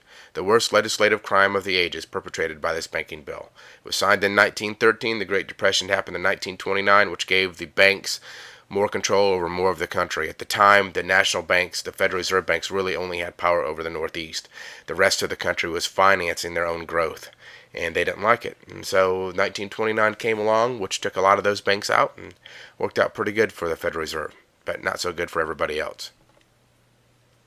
Congressional Record, March 3, 1934. Congressman Weidman stated, "So the paramount issue of today is this. Shall the government of the United States be run for the benefit of the international bankers, or shall the citizens of the United States be given the right to life, liberty, and the pursuit of happiness? Shall we replace the Statue of Liberty with a golden statue erected to the god of greed? Shall we forget that the only time our Savior used force was when he drove the money changers from the temple? Let us reestablish the principle that we all believe in, that all men are entitled to the right to work, to own their own homes, and to reap a just reward for their labors, and to enjoy nature's sunshine as God intended. We owe it to our children that we shall not depart and leave them in a condition of bondage and slavery to organized greed and gold." Court case, Lewis versus the United States. It was a case where Lewis was hit by a Federal Reserve vehicle. He sued the United States for damages, and the court said the Federal Reserve Bank is privately owned. We conclude that the reserve banks are not federal instrumentalities. They're no different than Federal Express. So how is the government using your taxes? This is the Grace Commission report done in 1984. Ronald Reagan, when he came into office, wanted to find a way to save the American people money, and so he commissioned Peter Grace to look into taxes to see how he could save people money on their income taxes. This is part of his response. Mr. President, you have been so correct in resisting attempts to balance the budget by increasing taxes. The tax load on the average American family is already at counterproductive levels, with the underground economy having now grown to an estimated $500 billion per year, costing about $100 billion in lost federal tax revenues per year.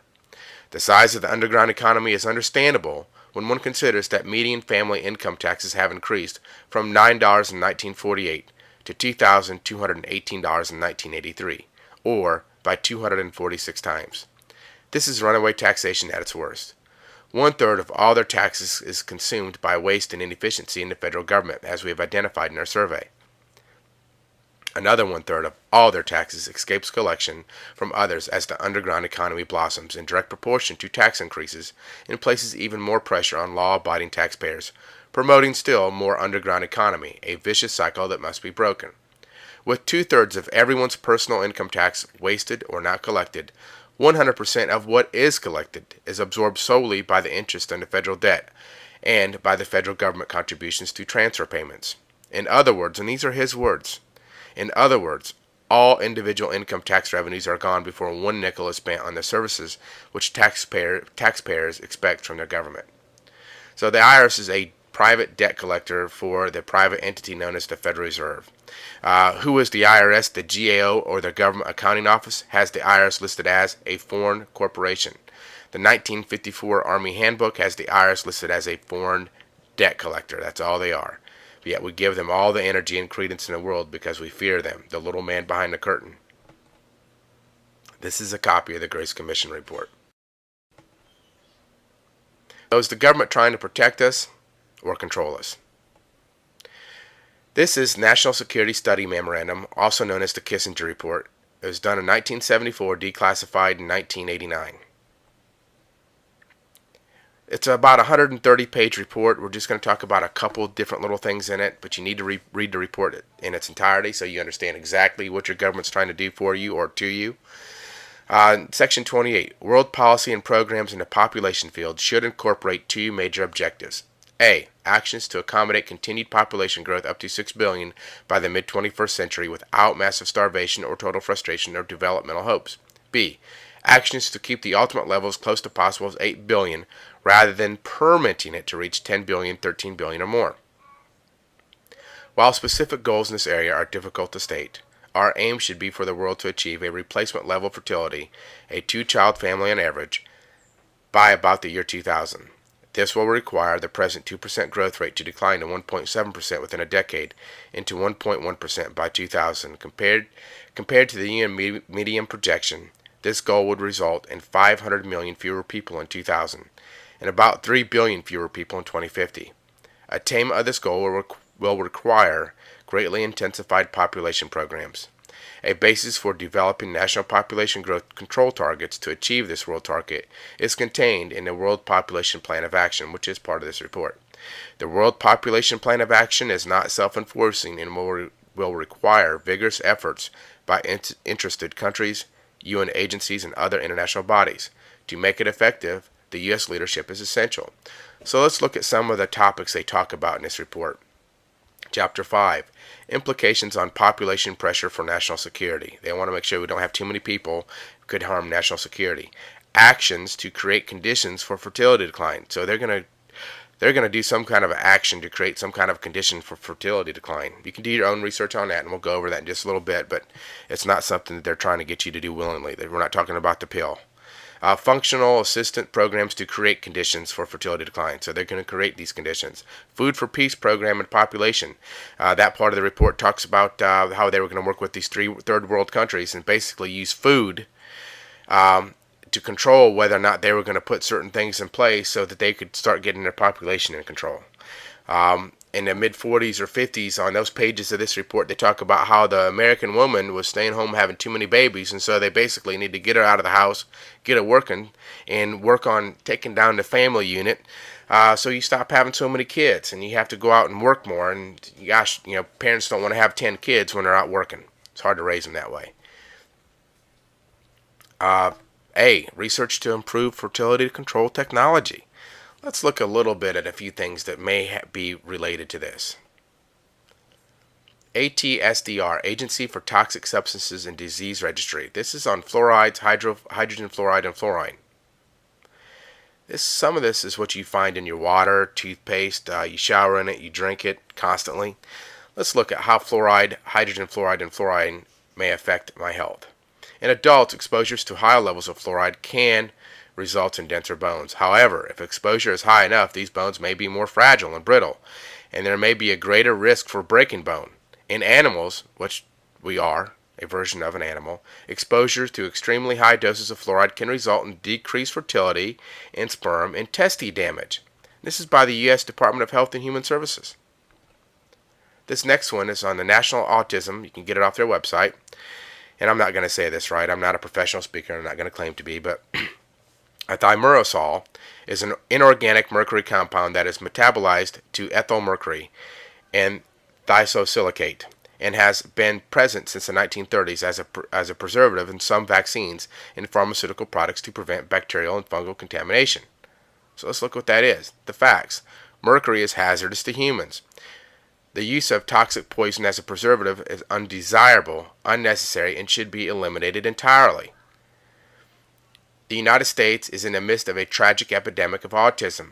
An analysis of the U.S. Department of Education data from 1992 to 1993 in comparison to 2000 to 2001 indicates there has been an average increase of 644% among U.S. children. Now, if you go through and read this report, it's not that the numbers didn't increase because they got better at reporting it or anything like that or diagnosing. You can see at the bottom it says, confirmed the autism epidemic is real and not due to changes in diagnosis or population changes, nor is explained by other factors. It is explained by the poisons that we ingest in our body. That simple. The poisons we clean with. So where do all the other taxes go? If I stop paying my taxes, how will the roads and schools get built? The Grace Report shows you that all your income tax is wasted or goes to pay interest on the national debt, which is pure profit to a private bank called the Federal Reserve. Let's look at North Carolina's Comprehensive Annual Financial Report, or the CAF report, and see if we can find a clue there. You can get this from the osc.nc.gov. You can get it for whatever state you're in, whatever county, city. They all have these reports. Now, it shows total assets up here to be $82 billion. This is on page 82, I think it is, of a 300-plus page report. Total liabilities, $11.9 billion, which gives North Carolina the state of $70.9 billion in assets. There's a YouTube video out there of an Oregon congressperson on the floor raising Cain in his state because they're trying to raise taxes, and he just found his CAFR report for the first time and realized there was over $4 billion in cash that was unallocated that they could use for what they wanted to do. But that's not what they want to do. They want to raise taxes. And the reason why they want to raise taxes is to keep you working and to keep you better controlled. To get more information on this, you might want to go to Walter Buren's site, which is CAFR1.com. He's got a lot of good information on it. Now we're going to talk about how our banking system works. First, I want you to understand that our current monetary system is based on debt. This is a Federal Reserve note. Note means debt instrument or promise to pay. You cannot pay debt with a debt no matter how hard you try. So we're going to look at our Constitution. It says what it says, see what it tells us about paying debt, and try to understand a little bit about how our monetary system really works. Article 1, Section 10 of the Constitution clearly states the following. No state shall make anything but gold or silver coin a tender in payment of debts. Pretty simple.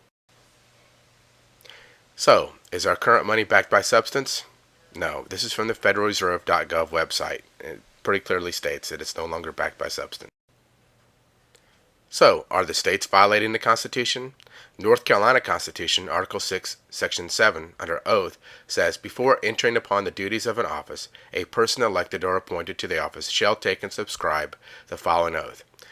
They solemnly swear or affirm that they will support and maintain the Constitution and the laws of the United States, and the Constitution and the laws of North Carolina, not inconsistent therewith. Now, North Carolina General Statutes 105-357A, underneath medium of payment, states, taxes shall be payable in existing national currency, which is the Federal Reserve note, which is not gold or silver. So North Carolina has a law that is unconstitutional. Clearly, the Constitution says no state shall make anything but gold or silver coin a tender in payment of debts. So what's going on? Are you violating the Constitution with how you pay debt? No. You're not a party to the Constitution. You're an enemy of the United States, same as Al-Qaeda. But just like the 14th Amendment that they didn't pass properly, and just like Title 18 that are only in effect because you're an enemy of the United States, they were never lawfully passed or ratified, they had to give you out here, which is known as House Joint Resolution 192 or Public Law 7310. It's located at 48 Stat 112. It was passed making it illegal for anyone to require you to pay a debt in a particular kind of currency. Let's look at this one. This is an archive certified copy of that particular law. To assure uniform value of coins and currency of the United States. That every obligation contained in or made with respect to any obligation which purports to give the obligee a right to require payment in gold or a particular kind of coin or currency, or in an amount of money of the United States measured thereby, is declared to be against public policy. And no such provision shall be contained in or made with respect to any obligation hereafter incurred. Every obligation heretofore or hereafter incurred, whether or not any such provision is contained therein, or made with respect thereto, shall be discharged upon payment, dollar for dollar, in any coin or currency which at time of payment is legal tender for public and private debts, and your signature is legal tender for public and private debts. This is the origins of accepted for value. B. As used in this resolution, the term obligation means obligation, payable in money of the United States, and the term coin or currency means coin or currency of the United States, including Federal Reserve notes and circulating notes of the Federal Reserve banks and national banking associations. So it's very clear, nobody can require you to pay a debt in any particular kind of coin or currency, including Federal Reserve notes. This law has never been repealed. It's still on the books. You can go into a law library and find it. And it's very hard to enforce, but you can do it. You can start accepting for value your mortgage payments, your taxes, anything. It's a legal and lawful way to pay debt.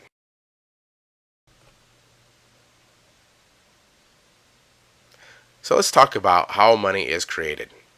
First, Congress votes to increase the federal debt by, let's say, $1 billion, and instructs the United States Treasury to write an interest-bearing bond for $1 billion.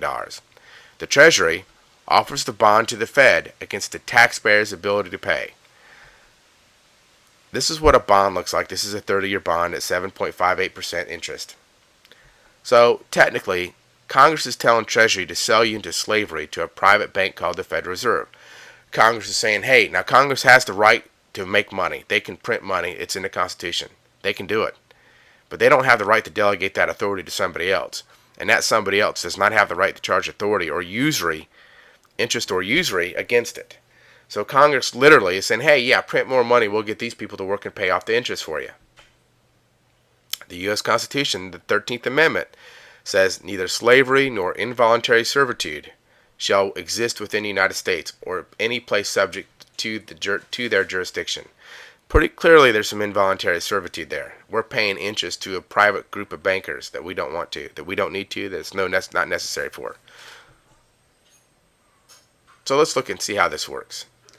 This is a birth certificate, but it works the same way as it would if it was a car or a house.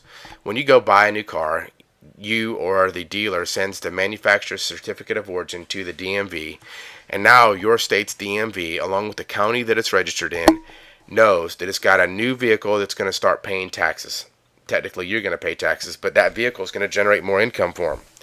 They place all these new assets on a ledger and sell bonds against them. So just like a hospital, if they were going to build a hospital, they would put a business plan, say it's going to make this much money. They'd go to the public and say, would you like to buy these bonds? It'll pay you this much interest. And people, yeah. So they buy the bonds. They finance the building of the hospital. They buy the future profits of that hospital, what they think is going to make, what they think that hospital is going to make. And everybody wins. The people earn interest, and the bank or the city doesn't have to go borrow money from a bank to build the hospital. Well, that's the same way the birth certificate works. Now the state knows it's going to have a new income-producing asset when it turns 18 or 16. They keep track of it because you fill out a Social Security form that was completely voluntary. If you go back and look at the rules, you never had to have one. You still don't have to unless you want a bank account or drive or do anything like that. But you never had to have one, and they track your entire school, work, and everything through this. Big brother keeping an eye on you. Then you fill out this W-4, which is an employee withholding allowance certificate. Now, I'm not going to tell you what to do about taxes, but you need to look up the laws, what an employee is. An employee is somebody who works for the government. What is income? Income is profit. If I had a cell phone or something that I bought for $20 and sold it for $40, the $20 that I made on it is profit.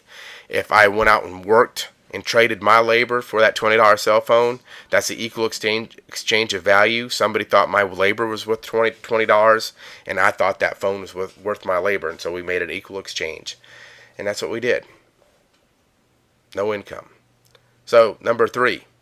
The Fed buys the bonds by simply creating a bookkeeping entry for $1 billion to credit the government's checking account. They just created a digital book entry. They don't transfer gold. There is no gold. They don't do anything. They just hit the button and voila, there's $1 billion for them. The Treasury now writes checks against the created credit. These checks are dispersed throughout the country, endorsed by recipients, and deposited into banks. The banks send the Treasury checks to the Fed to be cleared. The Fed debits the Treasury's account with credits. The Fed debits the Treasury's account and credits the banks with the amount. These credits increase the bank's reserves. And we're going to talk about that a little bit also. These reserves serve as a base used by the commercial banks to create checkbook money and to lend it out at interest. So they're going to use this to lend more money out to you at interest. And now you see the 1 through 6 arrows. Now you got the other arrows that go to the banks and come out in many different ways. And that's where most of the money is created. So we're going to talk about that next. First, UCC Law and Federal Reserve Publications. UCC Law 3-102C says regulations of the Board of Governors of the Federal Reserve System and operating circulars of the Federal Reserve Banks supersede any inconsistent provisions of this article. UCC Law governs all financial instruments, and what they're saying is we may govern all financial instruments, but UCC Law is subordinate to what the Federal Reserve says. It's very important. So you go to the bank to get a loan to buy a home and sign a promissory note for $100,000. The bank deposits this $100,000 note into a bank account with your name on it. They have to. It's a law. and the bank gives you a check for $100,000 so you can go purchase your home. Has the bank loaned you any money? Now, there's all kinds of fraud out there in the mortgage market, and it really starts right here. No, you made a deposit with the bank for $100,000, which was your promissory note, and the bank gave you a check for $100,000. Now you're even. It's against the law for a bank to loan you its depositors or investors' money. Modern money mechanics, Federal Reserve Bank of Chicago, says of course they, meaning banks, do not really pay out loans from the money they receive as deposits. If they did, no additional money would be created. This is the title page for Modern Money Mechanics. Well, the worst part isn't that you are paying a bank principal and interest for money that the law says you did not borrow. The worst part is that the bank is using your promissory note as reserves so they can loan out more money. Your promissory note became a Tier 1 asset for the bank, allowing them to take your $100,000 note and lend out $900,000 more to other customers.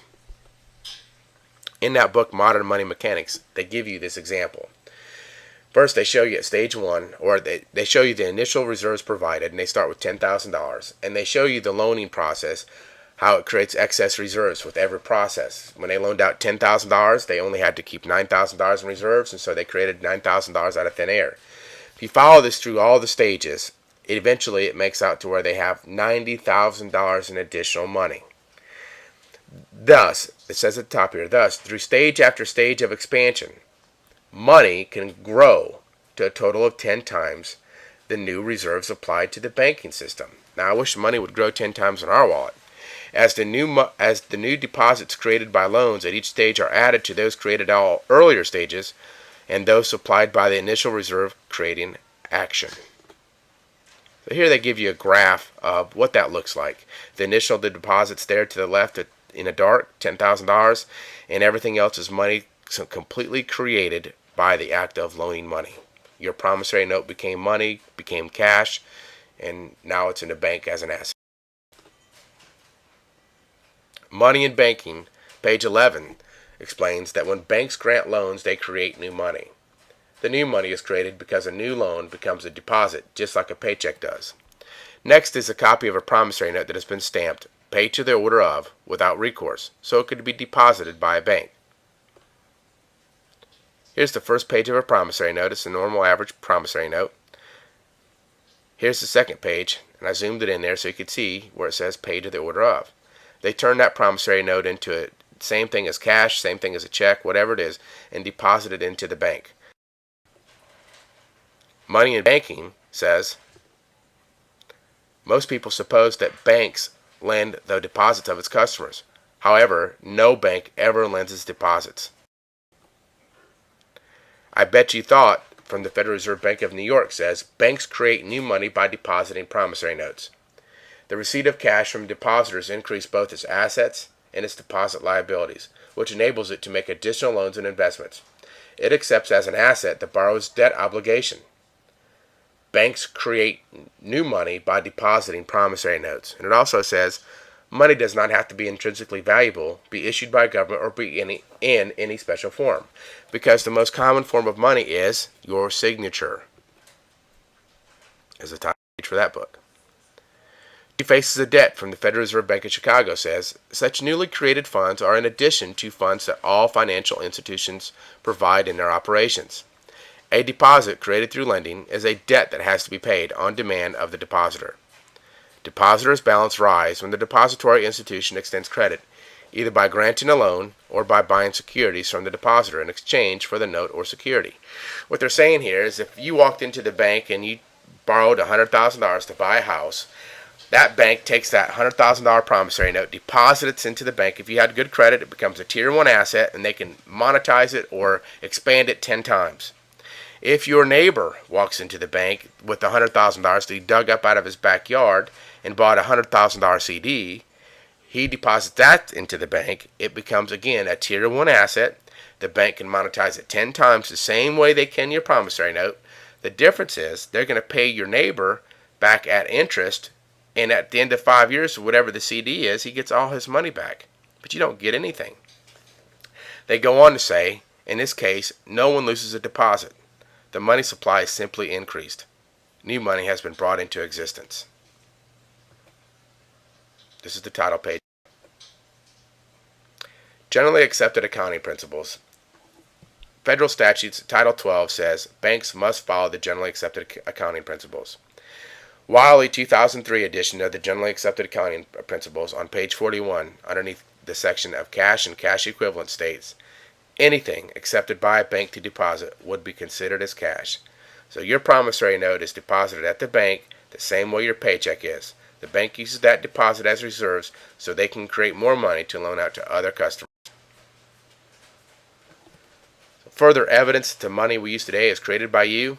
Congressional Record 1933, page 83, says, the money will be worth 100 cents on the dollar because it is backed by the credit of the nation. It will represent a mortgage on all the homes and all the other property of all the people of the nation.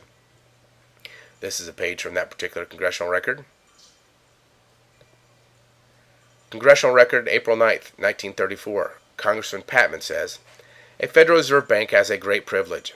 It has the right to issue a blanket mortgage on all the property of all the people of this country. It is called a Federal Reserve Note. For that privilege, Section 16 of the Act provides that when a government prints a Federal Reserve Note and guarantees to pay that note and delivers it to a Federal Reserve Bank, that Federal Reserve Bank shall pay, it seems to be mandatory, he's saying, the rate of interest that is set by the Federal Reserve Board. The law has never been put into effect. The Federal Reserve Board sets the zero rate. Instead of charging an interest rate, which the law says they shall charge, they set no rate at all. Therefore, for the use of this great government credit, these blanket mortgages that are issued against all the property of all the people of this nation, and against the incomes of all the people of this nation, they do not pay 1 penny. Not 1 penny of the stock of the Federal Reserve Bank is owned by the government or the people, but is owned by private banks exclusively.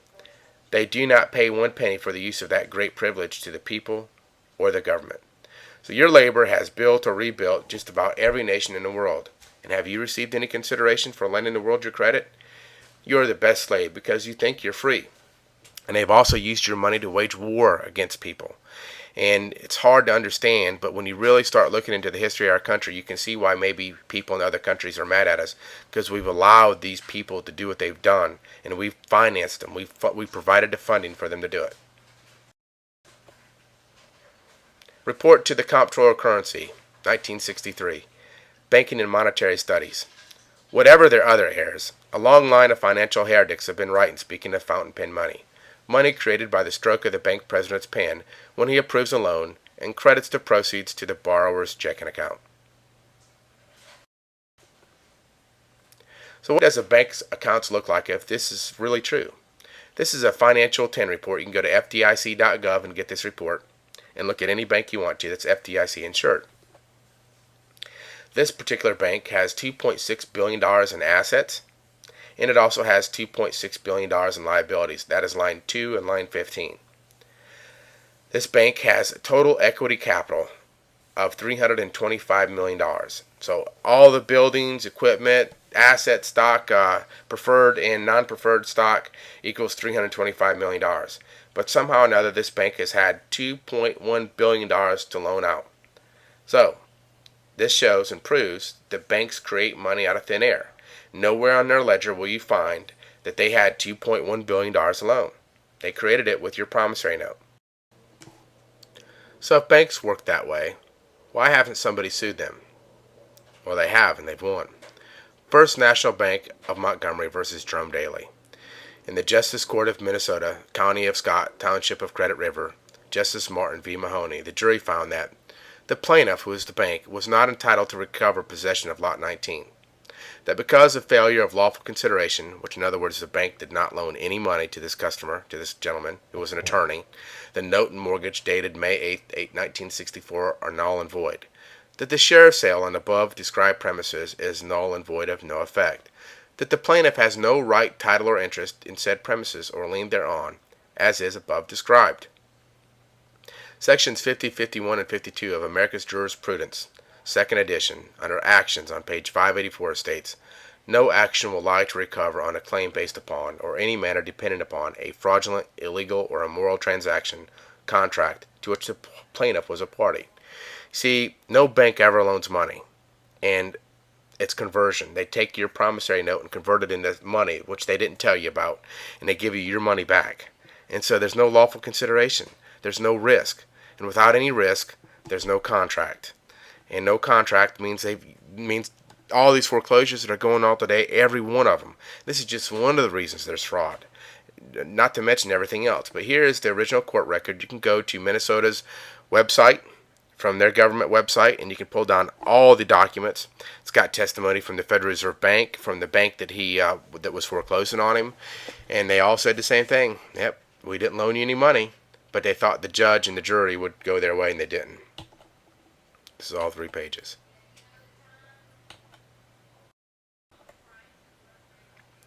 So are the banks breaking any laws? Let's look at a few. There's quite a few, but this one's important. This was the Banking Act, or the Currency Act of 1864.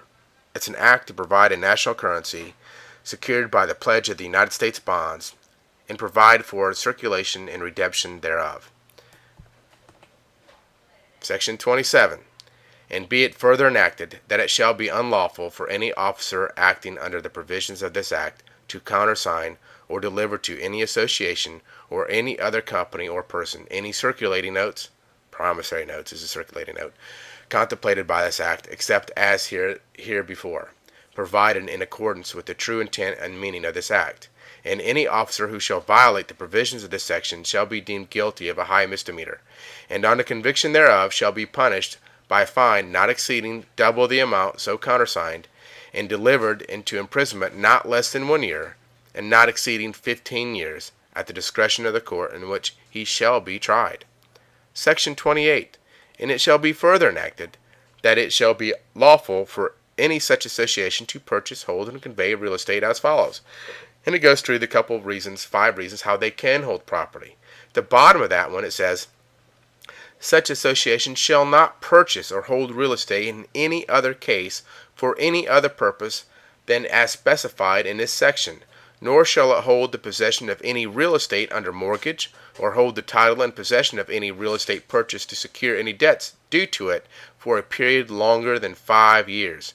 How many bankers and people that work in banks would be going to prison for 15 years if this law was enforced? Section 53. And be it further enacted that if the directors of any association shall knowingly violate or knowingly permit any of the officers, agents, or servants of the association to violate any of the provisions of this act, all the rights, privileges, and franchises of the association derived from this act shall be thereby forfeited. And in cases of such violation, every director who participated in or assented to the same shall be held liable for his personal and individual capacity for all damages which the association, its shareholders, or any other person shall have sustained in consequence for this violation. Again, you guys, we got prison time for bankers for doing what they do every day. It's completely against the law.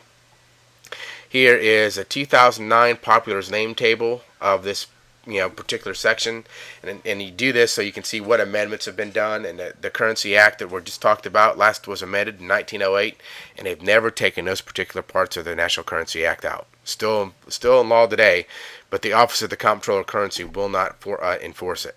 So just like anything else, we got laws in effect to protect us, but the people that we elect to enforce it won't do it. Julius Caesar was assassinated by the senators of Imperial Rome for turning the empire over to the Canaanite bankers. Rome was once a great and mighty power, but it was destroyed without a battle, as was Babylon, Egypt, and Greece. The bankers have ordered the murders of kings, world leaders, and presidents because they threaten their control. Research Executive Order 11,110, signed into law by President Kennedy. For the first time since 1913, it was going to start allowing Treasury to print money again, without the Fed's approval. Then research how long it took President Johnson to repeal that order.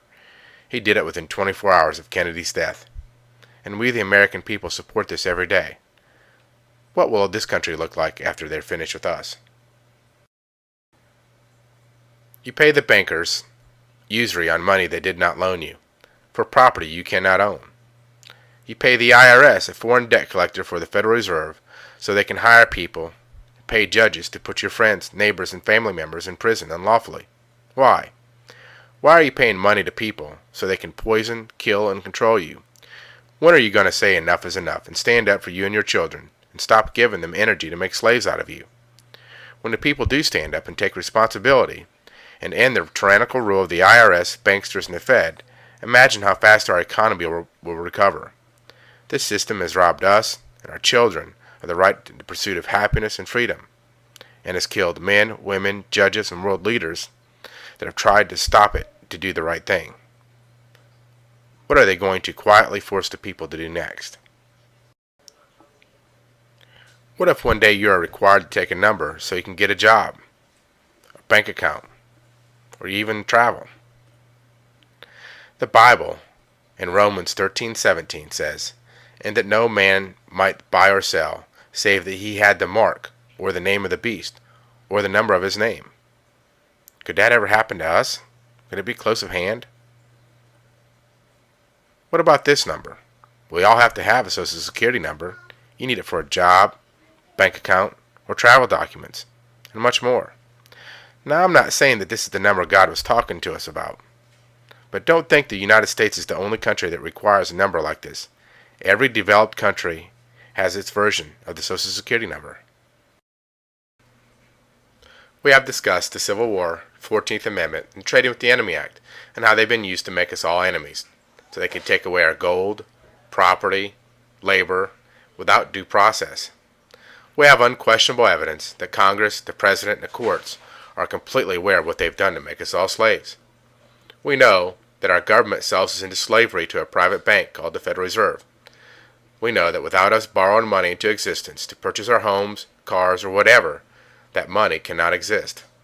So we know that without debt and slavery there is no money. So what can the people do? What about the Constitution? Will that protect us? The judge in the Paddleford case in 1854 stated, "But indeed no private person has a right to complain by suit in a court on the ground of breach of the Constitution. The Constitution, it is true, is a compact, but he is not a party to it. The states are parties to it, and they may complain. If they do, they are entitled to redress, or they may waive the right to complain. You see, you and I never signed the Constitution. It's not our contract.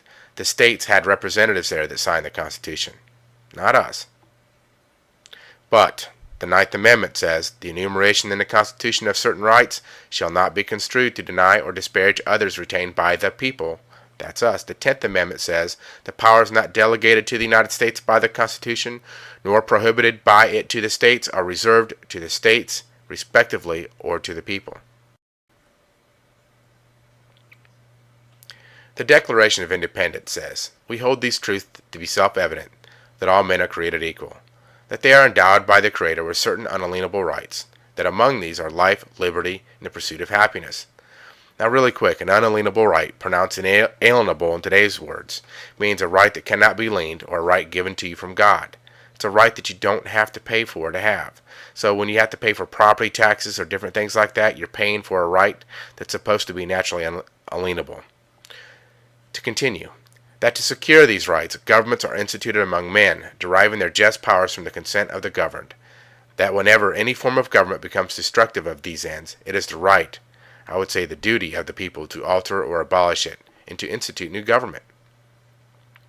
And for the support of this declaration, with firm reliance on the protection of the divine providence, we mutually pledge to each other our lives, our fortunes, and our sacred honor. When the people stand up and assume their unalienable rights, they will truly own property, and the unconstitutional property taxes will be gone, and illegal theft of generations of work will be done away with. In the 1700s, it was the preachers that refused to take a license from the king that helped lead the people to freedom. Our churches used to keep us informed and tell the people the truth. The people depend on our churches. But today, most of our churches are state-run churches, and it can only say what the state allows them. If a 501c3 church wants to tell the people the truth, they risk severe penalties from the government. When the people stand up and free our churches, they will not have to worry about speaking the truth again. When the people stand up, we'll get our schools to start educating our children again, instead of teaching them to be better slaves. Woodrow Wilson, then president of Princeton University, said the following to the New York City School Teachers Association in 1909. "We want one class of person to have a liberal education, and we want another class of person, a very much larger class of necessity, in every society to forego their privileges of a liberal education and fit themselves to perform specific, difficult manual tasks. But the motive behind the disgusting decisions that bring about these needs need not be class-based at all. They can stem purely from fear or from the by now familiar belief that efficiency is paramount virtue rather than love, liberty, laughter, or hope. Above all, they can stem from simple greed. H.L. McKinnon wrote in the American Mercury, April 1924, "The aim of public education is not to fill the young of the species with knowledge and awaken their intelligence. Nothing could be further from the truth.